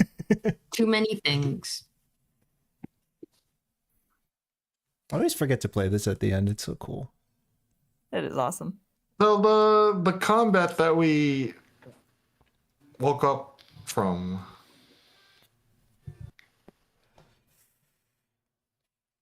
Yes. I don't know, like. Yeah, that was insane. Did it, like, I mean, that happened, but like, how did we?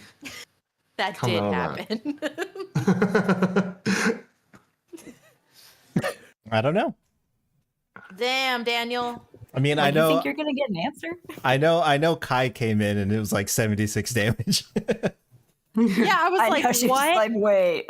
Wait, yeah, so let me tell you guys the story of why I was late. So I was like, let me take a nap now because last time I was able to join, it was like 11. And I was like, oh, it's so